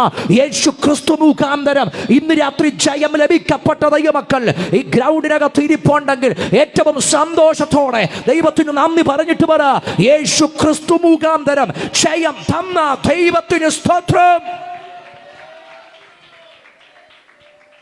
ഹല്ലേലൂയ. ഈ കൃപ നമ്മൾ അറിയണം, ഈ കൃപ നമ്മൾ അറിയണം. അവിടുന്ന് എല്ലാവർക്കും വേണ്ടി മരണമാസ്വദിപ്പാൻ ദൂതന്മാരിലും ഒരൽപ്പം താഴ്ച വന്നവനായി. ഒരു 2 വാക്കൂടെ പറഞ്ഞ് ഞാൻ അതിൻ്റെ വ്യാഖ്യാനങ്ങളിലേക്ക് പോകുന്നില്ല, പറഞ്ഞങ്ങ് നിർത്തിയേക്കാം. 10ാമത്തെ വാക്യം, സകലത്തിനും ലാക്കും. ഞാൻ പറഞ്ഞില്ല, ഈ ഓരോ വാക്കുകളും വളരെ നേരം നിന്ന് വ്യാഖ്യാനിക്കട്ടെ. സകലത്തിൻ്റെ ലാക്ക്, സകലത്തിൻ്റെ കാരണഭൂതനുമായവൻ അനേകം പുത്രന്മാരെ തേജസ്സിലേക്ക് നടത്തുമ്പോൾ അവർ രക്ഷാനായകനെ കഷ്ടാനുഭവങ്ങളാകും തികഞ്ഞവനാകുന്നത്. അവിടുന്ന് നമ്മുടെ ആരാ? ഒന്നാമത്തെ കാര്യം, ദൂതന്മാരിലും അല്പം താഴ്ച വന്നവനായി എനിക്ക് വേണ്ടി, എന്നെ അറിയാൻ വേണ്ടി. 2, അവിടുന്ന് എൻ്റെ രക്ഷാനായകനാണ്. ഞാൻ ആ ഭാഗത്തെ പഴയ നിയമത്തിലൊരു കൺസെപ്റ്റുമായിട്ടൊന്ന് കണക്ട് ചെയ്യുകയാണ്. പഴയ നിയമത്തിനകത്ത് ഏതെങ്കിലും ഒന്ന് അനാഥമാക്കപ്പെട്ടു പോയാൽ അതിനെ വീണ്ടെടുക്കാൻ ഏറ്റവും അടുത്തൊരു വീണ്ടെടുപ്പുകാരനുണ്ട്. ഈ വീണ്ടെടുപ്പുകാരൻ അതിനെ റെഡീം ചെയ്യാൻ പറ്റും, തിരിച്ചു പിടിക്കാൻ പറ്റും. തകർച്ച കണ്ട നെല്ലിപ്പലകയ്ക്കകത്ത് കിടക്കുന്ന ഒരുവനാണെങ്കിലും അവന് സമ്പന്നനായൊരു വീണ്ടെടുപ്പുകാരനുണ്ടെങ്കിൽ അവൻ്റെ തകർച്ചയുടെ നെല്ലിപ്പലകയിൽ അവനെ തിരിച്ചു പിടിക്കാൻ പറ്റും. അതാണ് രൂത്തിൻ്റെ ചരിത്രമൊക്കെ പറയുന്നത്. തകർച്ചയുടെ നെല്ലിപ്പലകയിൽ കിടന്നവൾ തൊട്ടടുത്ത ദിവസം ഇരിക്കുന്നത് സമ്പന്നനായവൻ്റെ കൂടാരത്തിനകത്ത്. ഞാൻ പറഞ്ഞത്, സമ്പന്നനായൊരു വീണ്ടെടുപ്പുകാരനുണ്ടെങ്കിൽ തകർച്ചയുടെ നെല്ലിപ്പലകയ്ക്കകത്തുനിന്ന് അവനെ വീണ്ടെടുത്ത് പുറത്തു കൊണ്ടുവരാൻ പറ്റും. ഇവിടെ പറയുന്നു, എനിക്ക് അങ്ങനൊരു രക്ഷാ നായകനുണ്ട്. ആ തകർച്ചയുടെ നെല്ലിപ്പലകയ്ക്കകത്ത് കിടന്ന് എൻ്റെ അവസ്ഥക്കകത്തുനിന്ന് ഒറ്റ നിമിഷം കൊണ്ട് പേരു മാറി, ഒറ്റ നിമിഷം കൊണ്ട് പദവി മാറി, ഒറ്റ നിമിഷം കൊണ്ട് അധികാരം മാറി, ഒറ്റ നിമിഷം കൊണ്ട് പ്രാഗൽഭ്യം മാറി. ഇന്നലെ അനാഥനാ, ഇന്ന് ഞാൻ സനാതനനാ. ഇന്നലെ ഞാൻ അന്യനാ, ഇന്ന് ഞാൻ മകനാ. ഇന്നലെ ഞാൻ പുറമ്പോക്കില്, ഇന്ന് ഞാൻ അപ്പൻ്റെ വീട്ടില്. ഇന്നലെ ഞാൻ ആ വേർപാടിൻ്റെ നടുച്ചുവർ കൊണ്ട് അകലം കൽപ്പിക്കപ്പെട്ടവന്, ഇന്ന് ഞാൻ അപ്പൻ്റെ വീട്ടിൽ അബ്ബാ പിതാവ് എന്ന് വിളിക്കുന്ന പുത്രത്വത്തിൻ്റെ ആത്മാവോടെ നാഴിക വിനാഴിക വ്യത്യാസമില്ലാതെ ഓടി വരുവാൻ എനിക്ക് ലഭിച്ച അവസരത്തെക്കാൾ വലിയ പ്രാഗൽഭ്യം വേറെ എന്താ? എൻ്റെ അത്രയും ഒറ്റ നിമിഷം കൊണ്ട് അവിടുന്ന് എൻ്റെ രക്ഷാ നായകനായി കഷ്ടം അനുഭവിച്ചത് കൊണ്ട് എൻ്റെ വിലാസം മാറിയെന്നും, എൻ്റെ വിലാസം മാറി. ഇനി വിലാസം എഴുതിയാൽ ഒരൊറ്റ പദം പറയാം, ഈ ഭൂമിയിൽ ഒരു വീട്ടുപേരുമല്ല പറയാൻ പറ്റുന്നത്. ഫെയ്ത്ത് ബ്ലെസൻ, ദൈവത്തിൻ്റെ കുടുംബം, ക്രിസ്തുവിൻ്റെ സഹപൗരൻ. Faith Blessen, care of Christ. ഇവിടെ ഒരു കുടുംബമല്ല എൻ്റെ വിഷയം, ഇവിടുത്തെ ഒരു കുടുംബവും അല്ല എൻ്റെ പേര്. എനിക്ക് കെയർ ഓഫ് വെക്കാൻ ഒറ്റ ഒരാളുള്ളത് എൻ്റെ റെഡീമറാണ്, എൻ്റെ വീണ്ടെടുപ്പുകാരനാണ്, എൻ്റെ രക്ഷാ നായകനാണ്. ആ കുടുംബത്തെ കയറിയതാണ് ഇന്ന് രാത്രി എൻ്റെ മാന്യത. ആ കുടുംബത്തെ കയറിയതാണ് ഇന്ന് രാത്രി നമ്മുടെ അഭിമാനം. ആ അപ്പൻ്റെ മക്കളായത് ഇന്ന് രാത്രി നമ്മുടെ മാന്യതയെങ്കിൽ എത്ര പേർക്ക് ധൈര്യത്തോടെ പറയാൻ കഴിയും, ആ സ്വർഗീയ കുടുംബമാണ് എനിക്ക് മാന്യത തന്നത്. അവിടുന്ന് എൻ്റെ രക്ഷാ നായകനാ. ഇനിയും എനിക്ക് ഭയങ്കര ഇഷ്ടപ്പെട്ടൊരു പദം ഞാൻ വായിച്ചങ്ങ് വിടാം. 14ാമത്തെ വാക്യം, മക്കൾ ജഡരക്തങ്ങളോട് കൂടിയവരാകൊണ്ട് അവനും അവരെ പോലെ ജഡരക്തങ്ങളോട് കൂടിയവനായി. നിങ്ങൾ ആ പദത്തിൻ്റെ ഡെപ്ത് മനസ്സിലാക്കിയോ? എന്തിനാ എൻ്റെ കർത്താവ് ഫ്ലെഷും ബ്ലഡുമുള്ള ശരീരത്തിൽ ഈ ഭൂമിയിലേക്ക് വന്നത്? എനിക്ക് ഇത് രണ്ടും ഉണ്ടായിരുന്നു. മക്കൾ ജഡരക്തങ്ങളോട് കൂടിയവരാകൊണ്ട്. അപ്പം ജഡത്തിലും രക്തത്തിലും പാപപങ്കുലമായി അടിമപ്പെട്ട് ഞാനുള്ളതുകൊണ്ട് എന്നെ രക്ഷിക്കാൻ ശരീരമില്ലാത്ത ഒരുവനല്ല വന്നത്, ജഡവും രക്തവുമുള്ള ശരീരമെടുത്ത് ഒരുവൻ തന്നെ വന്നു.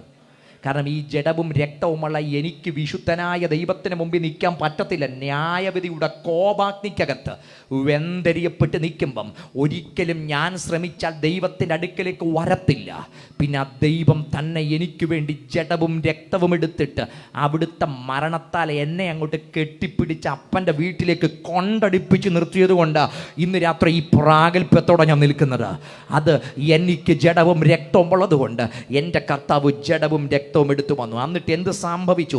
മരണത്തിൻ്റെ അധികാരിയായ പിശാചിനെ തൻ്റെ മരണത്താൽ നീക്കി ജീവപര്യന്തം മരണഭീതിയിൽ അടിമകളായിരുന്നവരൊക്കെയും വിടുവിച്ചു. നമ്മുടെ മരണം മാത്രമല്ല മാറ്റിയത്, മരണഭയം കൂടെ മാറ്റി. മരണത്തെയും മരണത്തിൻ്റെ റൂട്ട് കോസുകളെയും കർത്താവ് പരിഹരിച്ചു. എല്ലാത്തിനും ഒരു റൂട്ട് കോസ് ഉണ്ട്. മരണത്തിൻ്റെ റൂട്ട് കോസ് പാപമാണ്. പാപത്തിൻ്റെ അധികാരത്തെ കർത്താവ് തകർത്തെറിഞ്ഞു. പാപത്തിന് വിമോചനം തന്നു. അതുമൂലമുണ്ടായ മരണവും മരണഭീതിയും മാറി. മരണഭീതിയിലായിരിക്കുന്നവരെ വിടുവിച്ചത് യേശുവിൻ്റെ സ്വാതന്ത്ര്യം മൂലമാണെങ്കിൽ ഇന്ന് രാത്രി അങ്ങനെ ജയം പ്രാപിച്ചവരാണ് നമ്മൾ. ഇന്ന് രാത്രി ഞാൻ പറഞ്ഞ് അവസാനിപ്പിക്കുന്നതെന്ന് അറിയുമോ? 17-ാമത്തെയും 18-ാമത്തെ വാക്യമാ. അതുകൊണ്ട് ജനത്തിൻ്റെ പാപങ്ങൾക്ക് പ്രായശ്ചിത്തം വരുത്തുവാൻ അവൻ കരുണയുള്ളവനും ദൈവകാര്യത്തിൽ വിശ്വസ്ത മഹാപുരോഹിതനുമാകേണ്ടതിന് സകലത്തിലും തൻ്റെ സഹോദരന്മാരോട് സദൃശനായി തീരുവാൻ ആവശ്യമായിരുന്നു. അവിടുന്ന് എൻ്റെ ആരാ? He's my big brother. നമ്മൾ ഇന്നത്തെ പദം പറഞ്ഞാൽ ഹീസ് മൈ ബിഗ് ബ്രോ. അവിടുന്ന് എൻ്റെ വലിയേട്ടനാ, എൻ്റെ മൂത്ത സഹോദരനാ. കർത്താവ് ആരായി തീർന്നു? സകലത്തിലും നമ്മെ വിടുവിക്കേണ്ടതിന് തൻ്റെ സഹോദരന്മാരോട്. എൻ്റെ പ്രിയരെ, നിങ്ങൾ ഏതൊക്കെ തലങ്ങളിൽ നിങ്ങൾ തൊടപ്പെടണോ അങ്ങനെയൊക്കെ തൊടാൻ പറ്റുന്നതായിട്ട് എൻ്റെ കർത്താവ് മാറി. ഞാൻ ഏറ്റവും അധികം ഈ കാലങ്ങളൊക്കെ പ്രസംഗിക്കുന്ന ഒരു കാര്യമായിരുന്നു, നമുക്കൊരു അപ്പനുണ്ടെന്ന്. പക്ഷെ ഒരു കാലം കഴിഞ്ഞപ്പോൾ എനിക്ക് മനസ്സിലായി, ഈ അപ്പനെന്ന പദം പോലും പേടിയുള്ളവരുണ്ട്. ഉണ്ട്, അപ്പനെന്ന പദം പോലും പേടിയുള്ളവരുണ്ട്. ഞാൻ ഈ അടുത്ത കാലത്ത് മറ്റൊരു സ്ഥലത്ത് ശുശ്രൂഷിച്ചിരുന്നപ്പം ഒരു ഇന്നർ ഹീലിംഗ് എന്നൊരു വിഷയമാണ് ഞാൻ അവിടെ ശുശ്രൂഷിച്ചത്. അതിനുശേഷം ഒത്തിരി പേര് കരഞ്ഞുകൊണ്ട് കർത്താവിൻ്റെ സന്നിധിയിലേക്ക് വന്നു. ഒരു 65 വയസ്സുള്ള പിതാവിൻ്റെ അടുക്കൽ വന്ന് പറഞ്ഞൊരു ടെസ്റ്റ് മണിയുണ്ട്. താൻ പറഞ്ഞു, ഇപ്പോഴും താൻ രാത്രികളിൽ ഞെട്ടി എഴുന്നേക്കും. തനിക്ക് 2 കുഞ്ഞുങ്ങൾ, അവർക്ക് കൊച്ചുമക്കളെല്ലാം ഉണ്ട്. താനൊരു അപ്പനാണ്, താനൊരു വല്യപ്പനാണ്. പക്ഷെ തൻ്റെ മനസ്സിൽ തൻ്റെ അപ്പൻ എന്നതൊരു ഭീകര ചിത്രമാണ്. കാരണം ഭയങ്കരമായിട്ട് മർദ്ദിക്കുന്ന ക്രൂരനായ ഒരു മനുഷ്യനായിരുന്നു തൻ്റെ അപ്പൻ. അപ്പനെപ്പറ്റി ഒരു നല്ല ഓർമ്മ ഈ മനുഷ്യൻ്റെ മനസ്സിലില്ല. അദ്ദേഹം പറഞ്ഞത്, താൻ വിവാഹിതനാണ്, 2 കുട്ടികളുടെ അപ്പനാണ്, തനിക്ക് 4 കൊച്ചുമക്കളുണ്ട്. പക്ഷേ ഇപ്പോഴും അപ്പനെപ്പറ്റിയുള്ള ഓർമ്മകളിൽ ഈ മനുഷ്യൻ രാത്രി ഞെട്ടി എഴുന്നേക്കുമെന്ന് അദ്ദേഹം എന്നോട് പറഞ്ഞത്. എൻ്റെ പാസ്റ്ററെ, പലരും പ്രസംഗിക്കുമ്പോൾ ഈ അപ്പനെന്ന പദം എനിക്കൊരു ഫീലിംഗും ഉണ്ടാക്കിയിട്ടില്ല. കാരണം എൻ്റെ അപ്പനെ ഞാൻ കണ്ടത് അത്ര ചിത്രത്തില്ല, ഒരു ഫീലിംഗും വന്നിട്ടില്ല. പക്ഷേ ഇന്ന് രാത്രി എൻ്റെ മനസ്സിനകത്ത് ഒരു ഭയങ്കര തകർച്ച മാറി. യഥാർത്ഥ ഒരു സ്നേഹം എൻ്റെ അന്തരാത്മാവിലേക്ക് ഒഴുകി വന്നെന്ന് ഞാൻ പറഞ്ഞത്. ചിലർക്കൊക്കെ ഈ അപ്പനെന്ന പദം പേടിയ, പക്ഷേ ദൈവസ്നേഹം ഒഴുകി അവരെ ഒന്ന് ഹഗ് ചെയ്യുമ്പോഴാണ് അവർ റിയൽ ലവ് തിരിച്ചറിയുന്നത്. പക്ഷേ എൻ്റെ കർത്താവിനെ ഞാൻ മനസ്സിലാക്കിയത്, അവിടുന്ന് എൻ്റെ അപ്പനാണ്, അവിടുന്ന് എൻ്റെ സഹോദരനാണ്, അവിടുന്ന് എന്നെപ്പോലെ ഫ്ലഷും ബ്ലഡും ഉള്ളവനായിട്ട് വന്നു. ഇതെല്ലാം ഏതൊക്കെ തലങ്ങളിൽ എന്നെ തൊടണോ ആ മേഖലകളിൽ മുഴുവൻ എന്നെ തൊടാൻ വേണ്ടിയാണ് വന്നത്. നിങ്ങൾക്കൊരു സഹോദരൻ്റെ സാന്നിധ്യം ആവശ്യമുണ്ടോ? യേശുവിൽ നിങ്ങൾക്കത് കണ്ടെത്താൻ പറ്റും. നിങ്ങൾക്കൊരു അപ്പൻ്റെ സാന്നിധ്യം ആവശ്യമുണ്ടോ? യേശുവിൽ നിങ്ങൾക്കത് കണ്ടെത്താൻ പറ്റും. നിങ്ങൾക്ക് ഏറ്റവും അടുത്ത് നിൽക്കുന്ന ഒരു കൂട്ടുകാരൻ്റെ സാന്നിധ്യം ആവശ്യമുണ്ടോ? യേശുവിൽ നിങ്ങൾക്കത് കണ്ടെത്താൻ പറ്റും. നിങ്ങൾക്ക് സൗഖ്യദായകനായ ഒരുവനെ ആവശ്യമുണ്ടോ? ക്രിസ്തുവിൽ അത് കണ്ടെത്താൻ പറ്റും. നിങ്ങൾക്ക് അധികാരിയായിട്ട് നിങ്ങളുടെ ലൈഫിനെ തിരിക്കുന്ന ഒരുവനെ കാണാൻ കഴിയണോ? ക്രിസ്തുവിൽ നിങ്ങൾക്ക് അത് കാണാൻ കഴിയും. നിങ്ങളുടെ ആന്തരാത്മാവിലെ ആവശ്യമെന്തോ അതിനൊത്തവണ്ണം നിങ്ങളുടെ ലൈഫിനെ തിരിക്കാൻ കഴിയുന്ന ഒരുവനെ ഇന്ന് രാത്രി ഞാൻ ഉയർത്തുന്നു. അത് നസ്രയനായ യേശു. അത് തന്നെയാണ് അടുത്തത് പറയുന്നത്. താൻ തന്നെ പരീക്ഷിതനായി കഷ്ടമനുഭവിച്ചിരിക്കയാൽ പരീക്ഷിക്കപ്പെടുന്നവർക്ക് സഹായിപ്പാൻ കഴിവുള്ളവനാകുന്നു. എന്തുകൊണ്ടാണ് ഇന്ന് രാത്രി പ്രസംഗിക്കാൻ എനിക്കൊരു പ്രാഗൽഭ്യം കിട്ടിയത്? ഈ ഒരൊറ്റ വാക്യമാണ്. താൻ തന്നെ പരീക്ഷിതനായിരിക്കയാൽ പരീക്ഷിക്കപ്പെടുന്നവരെ സഹായിപ്പാൻ അവിടുന്ന് പ്രാപ്തനാകുന്നു. ഈ തലം അറിയാത്ത ഒരുവനെ അല്ല ഞാൻ ഇന്ന് രാത്രി പ്രസംഗിക്കുന്നത്.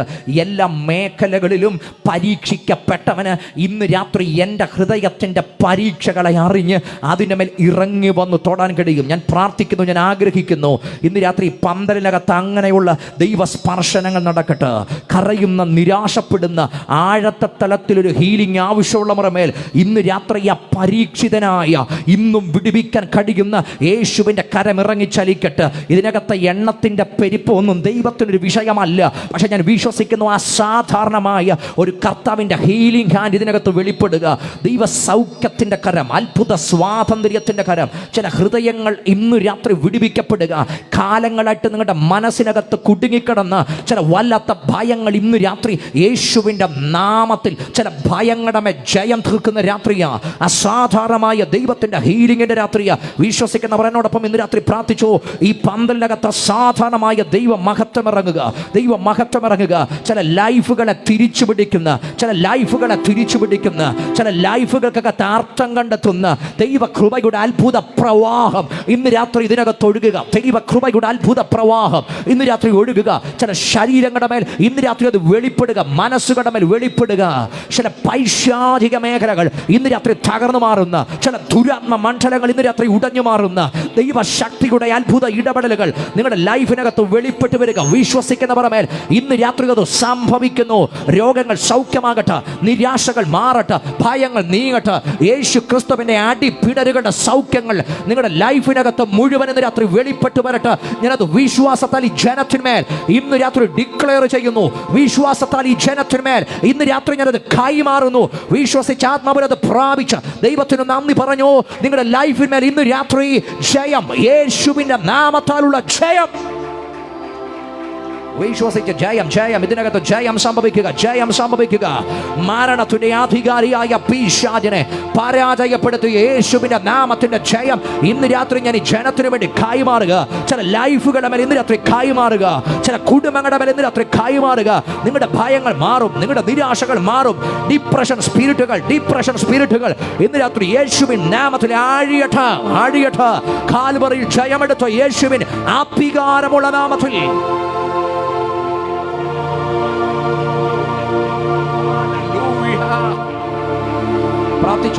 പ്രാർത്ഥിച്ചോ.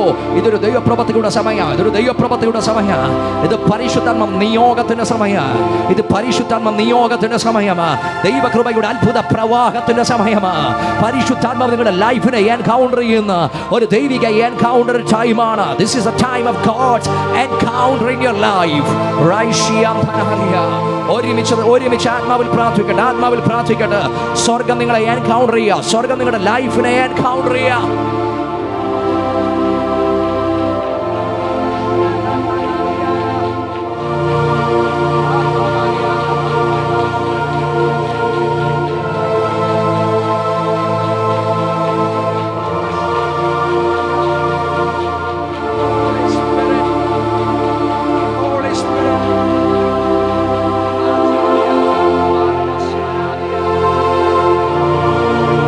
അങ്ങനെ ഒരു കർത്താവിന്റെ സ്പർശനം എൻ്റെ ലൈഫിനകത്ത് വരണം. ഞാനത് ഡെസ്പറേറ്റ്ലി ഞാൻ അതിനകത്ത് ഹൃദയത്തിൽ ആഗ്രഹിക്കുന്നു. അങ്ങനെ ഒരു കരം എന്നെ തൊടണമെന്ന് ഞാൻ കൊതിക്കുന്നു. ഇന്ന് രാത്രി എനിക്ക് വേണ്ടി പ്രാർത്ഥിക്കണമെന്ന് മനസ്സോടെ ആഗ്രഹിക്കുന്നവരുണ്ടെങ്കിൽ നിങ്ങളുടെ കരം ഉയർത്തിപ്പിടിച്ച് കർത്തൃ സാന്നിധ്യത്തിന് മുമ്പിൽ ഒന്ന് എഴുന്നേറ്റ് നിന്നോ. നിങ്ങൾക്ക് വേണ്ടി ഇന്ന് രാത്രി ഞാൻ പ്രാർത്ഥിക്കാൻ പോവാം. ഇന്ന് രാത്രി ഏറ്റവും സ്വാതന്ത്ര്യത്തോടെ, ഞാൻ പരിശുദ്ധാത്മ നിയോഗത്തോടെയാണ് ഇന്ന് രാത്രി ചോദിക്കുന്നത്. അങ്ങനത്തെ ഒരു ഡെസ്പറേറ്റ് ടച്ച് എൻ്റെ ലൈഫിനകത്ത് വേണം. യേശുവിൻ്റെ കരം എൻ്റെ ജീവിതത്തെ തുറണം. ഇന്ന് രാത്രി ഞാൻ ഏറ്റവും കൊതിക്കുന്നുണ്ട്.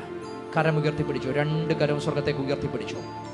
വായ്കൾ തുറന്ന് ഇന്ന് രാത്രി ഒരു പൊന്നുനാമത്തെ നിങ്ങൾ വിളിച്ചോ. യേശുവേ എന്ന് ധൈര്യത്തോടെ വിളിച്ചോ. ആ നാമം നിങ്ങളുടെ വായ് തുറന്ന് പറയുന്ന സമയത്ത് തന്നെ ഈ ഗ്രൗണ്ടിനകത്ത് ആ കരം നിങ്ങളെ തൊടുക. ആണിപ്പാടുള്ള കരം നിങ്ങളെ തൊടുക.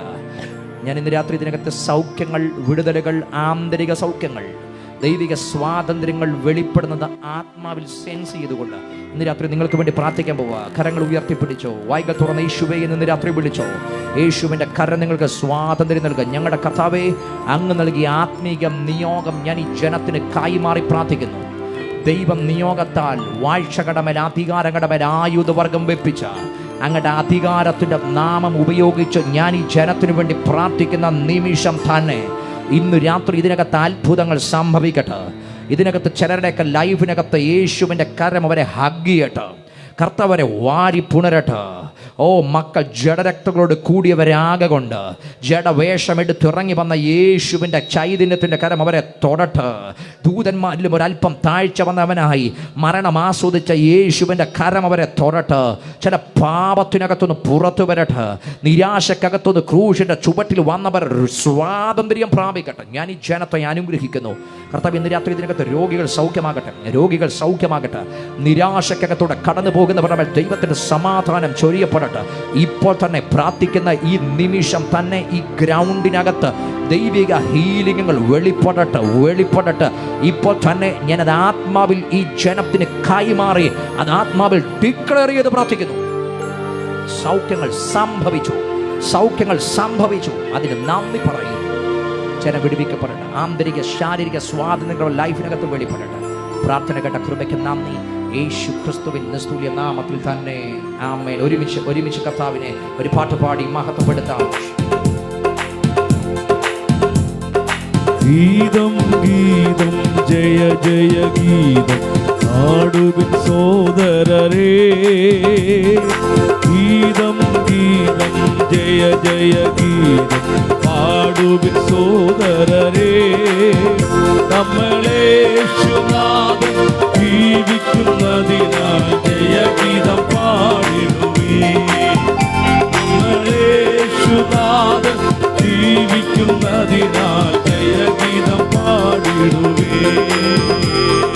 പാപം ശാപം സകലവും തീർപ്പാൻ അവതരിച്ചിഹേ നരന. പാപം ശാപം സകലവും തീർപ്പാൻ അവതരിച്ചിഹേ നരന. ദൈവകോപത്തിൽ വെന്തെരിഞ്ഞവനായി രക്ഷകൻ ജീവിക്കുന്നു. ദൈവകോപത്തിൽ വെന്തെരിഞ്ഞവനായി രക്ഷകൻ ജീവിക്കുന്നു. ഗീതം ഗീതം ജയ ജയ ഗീതം പാടുവിൻ സോദരരേ. ഗീതം ഗീതം ജയ ജയ ഗീതം പാടുവിൻ സോദരരേ. നമ്മളേശുനാഥൻ ജീവിക്കുന്നതിനാൽ ജയഗീതം പാടിടുവീൻ. നമ്മളേശുനാഥൻ ജീവിക്കുന്നതിനാൽ ജയഗീതം പാടിടുവീൻ. ഉലകമഹാന്മാരഖിലരും ഒരുപോൽ ഉറങ്ങുന്നു കല്ലറയിൽ. ഉലകമഹാന്മാരഖിലരും ഒരുപോൽ ഉറങ്ങുന്നു കല്ലറയിൽ. നമ്മളുന്നതനേശു മഹേശ്വരൻ മാത്രം ഉയരത്തിൽ വാണിടുന്നു. നമ്മളുന്നതനേശു മഹേശ്വരൻ മാത്രം ഉയരത്തിൽ വാണിടുന്നു. ഗീതം ഗീതം ജയ ജയ ഗീതം പാടുവിൻ സോദരരേ. ഗീതം ഗീതം ജയ ജയ ഗീതം പാടുവിൻ സോദരരേ. നമ്മളേശുനാഥൻ ജീവിക്കുന്നതിനാൽ ജയഗീതം പാടിടുവേ. നമ്മളേശുനാഥൻ ജീവിക്കുന്നതിനാൽ ജയഗീതം പാടിടുവേ. കലുഷതയകറ്റി കണ്ണുനീർ തുടപ്പി ഉത്സുകരായിരിപ്പിൻ. കലുഷതയകറ്റി കണ്ണുനീർ തുടപ്പി ഉത്സുകരായിരിപ്പിൻ. നമ്മളെ നാഥൻ ജീവിക്കവേ ഇനി അലസത ശരിയാമോ. നമ്മളാത്മനാഥൻ ജീവിക്കവേ ഇനി അലസത ശരിയാമോ. വാതിലുകളെ നിങ്ങൾ തലകളെ ഉയർത്തി വരും നിത ജയരാജൻ. വാതിലുകളെ നിങ്ങൾ തലകളെ ഉയർത്തി വരും നിത ജയരാജൻ. നിങ്ങൾ കഥകുകളെ ശ്രീയേശുവെ സ്വീകരിപ്പാൻ. നിങ്ങൾ ഉയർന്നിരിപ്പിൻ കഥകുകളെ ശ്രീയേശുവെ സ്വീകരിപ്പാൻ. ഗീതം ഗീതം ജയ ജയ ഗീതം പാടുവിൻ സോദരരേ. ഗീതം ഗീതം ജയ ജയ ഗീതം പാടുവിൻ സോദരരേ. നമ്മളേശുനാഥൻ ജീവിക്കവേ. ഓ നമ്മളേശുനാഥൻ ജീവിക്കുന്നതിനാൽ ജയഗീതം പാടിടുവേ. നമ്മളെ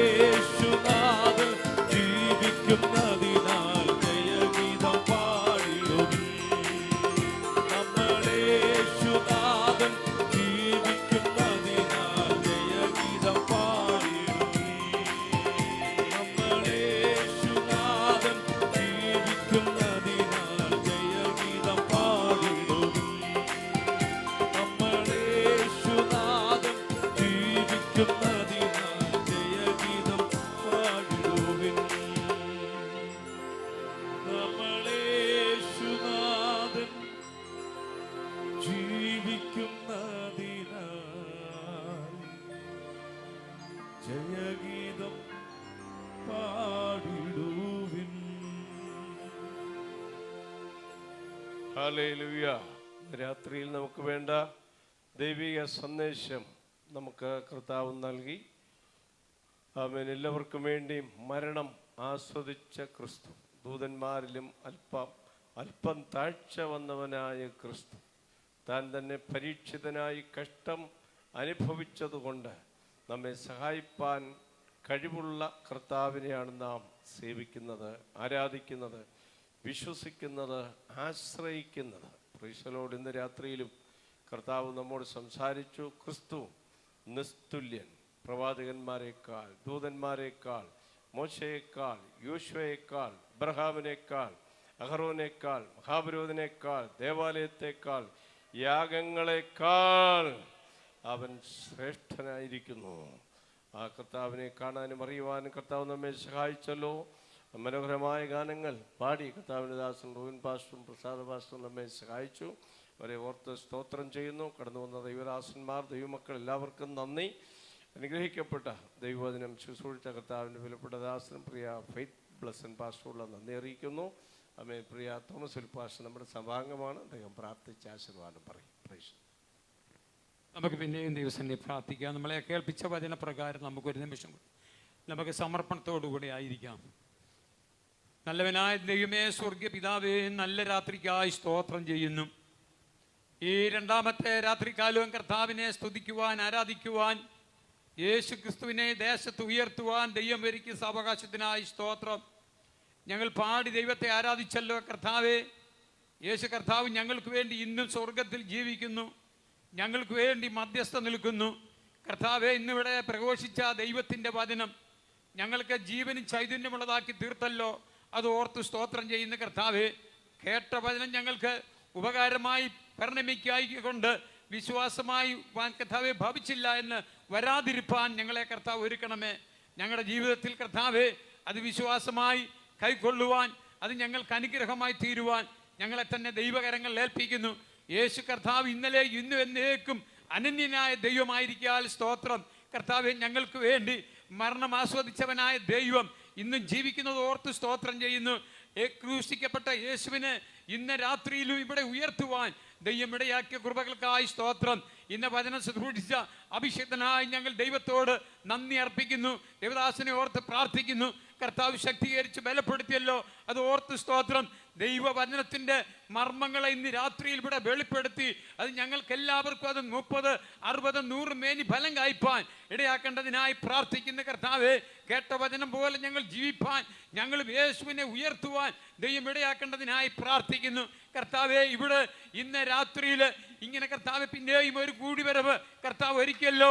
കർത്താവെ, അതിനായി ഈ സഭയെ ദൈവം ഒരുക്കിയതിനായി സ്തോത്രം. ഇതിൻ്റെ പിന്നിൽ പ്രവർത്തിക്കുന്ന അഭിഷക്തന്മാർക്കായി സ്തോത്രം.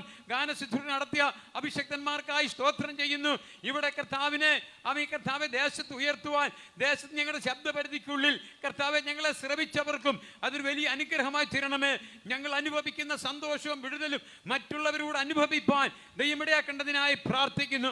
അതിനേക്കാൾ ഉപരിയായി കർത്താവെ, ഞങ്ങൾ കർത്താവെ ദൈവത്തിൻ്റെ സ്വസ്ഥതയിൽ പ്രവേശിപ്പാൻ ഞങ്ങൾ എല്ലാവരെയും കർത്താവ് ഒരുക്കണമേ. അതുകൊണ്ട് വിശുദ്ധ സഹോദരന്മാരെ, സ്വർഗീയ വിളിക്കോഹരിക്കാരായുള്ളവരെ, നാം സ്വീകരിച്ചു പറയുന്ന അപ്പോസ്തലനും മഹാപുരോഹിതനുമായി യേശുവിനെ പിന്നെ ശ്രദ്ധിച്ചു നോക്കുവാൻ, യേശുവിനെ പിൻപറ്റുവാൻ, യേശുവിൻ്റെ മാതൃക ഞങ്ങൾ അനുകരിപ്പാൻ ഞങ്ങൾ എല്ലാവരെയും കർത്താവ് ഒരുക്കേണ്ടതിനായി പ്രാർത്ഥിക്കുന്നു. ഇവിടെ ശുശ്രൂഷിക്കുന്ന അഭിഷേകത്തിനായി, കുടുംബത്തിനായി സ്തോത്രം, തലമുറകൾക്കായി സ്തോത്രം, കടന്നു വന്ന ദൈവദിനത്തിനായി ഞങ്ങൾ സ്തോത്രം ചെയ്യുന്നു. കർത്താവ് ഞങ്ങൾ എല്ലാവരെയും ഒരുപോലെ അനുഗ്രഹിക്കണം. പിതാവിൻ്റെയും പുത്രൻ്റെയും പരിശുദ്ധാത്മാവിൻ്റെ നാമത്തിൽ ഈ ജനത്തെ ഞങ്ങൾ ഐശ്വര്യമായി അനുഗ്രഹിച്ച് പ്രാർത്ഥിക്കുന്നു. കടന്നു വരുവാൻ കർത്താവ് ഇടയാക്കല്ലോ. താവേ, നാളത്തെ ശുശ്രൂഷ ദൈവം അനുഗ്രഹമാക്കണമേ. കടന്നു വരാനുള്ളവരെ നാളെയും കൂട്ടി വരുത്തണം.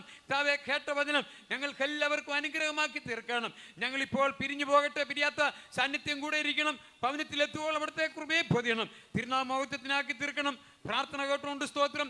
യേശു ക്രിസ്തുവിൻ്റെ വലിയേറിയ നാമത്തിൽ തന്നെ ആമേൻ. പ്രാർത്ഥനയോടെ നമുക്ക് സ്തോത്രം ചെയ്യാം. സ്തോത്രം, സ്തോത്രം, സ്തോത്രം. പിതാവായ ദൈവത്തിന്റെ സ്നേഹം, പുത്രനായ യേശു ക്രിസ്തുവിന്റെ കൃപ, പരിശുദ്ധാത്മാവിന്റെ സംസർഗ സഹവാസം നാം ഓരോരുത്തരുടെയും ഞങ്ങളുടെ മടക്കയാത്രയുടെ മേലും ലോകമുള്ള വിസ്തരണത്തിന്മേലും ഇന്നും എന്നാളും കർത്താവിന്റെ രണ്ടാമത്തെ വരെ ഉണ്ടായിരിക്കുമാറാകട്ടെ. ആമീൻ. ഇന്ന് രാത്രികാലം യേശു ക്രിസ്തു മുഖാന്തരം ജയം ദൈവത്തെ നമുക്ക് സ്തുതിക്കാം. Hallelujah, hallelujah, hallelujah. അമീ കർത്താവ് യേശുവേ വേഗം വരും.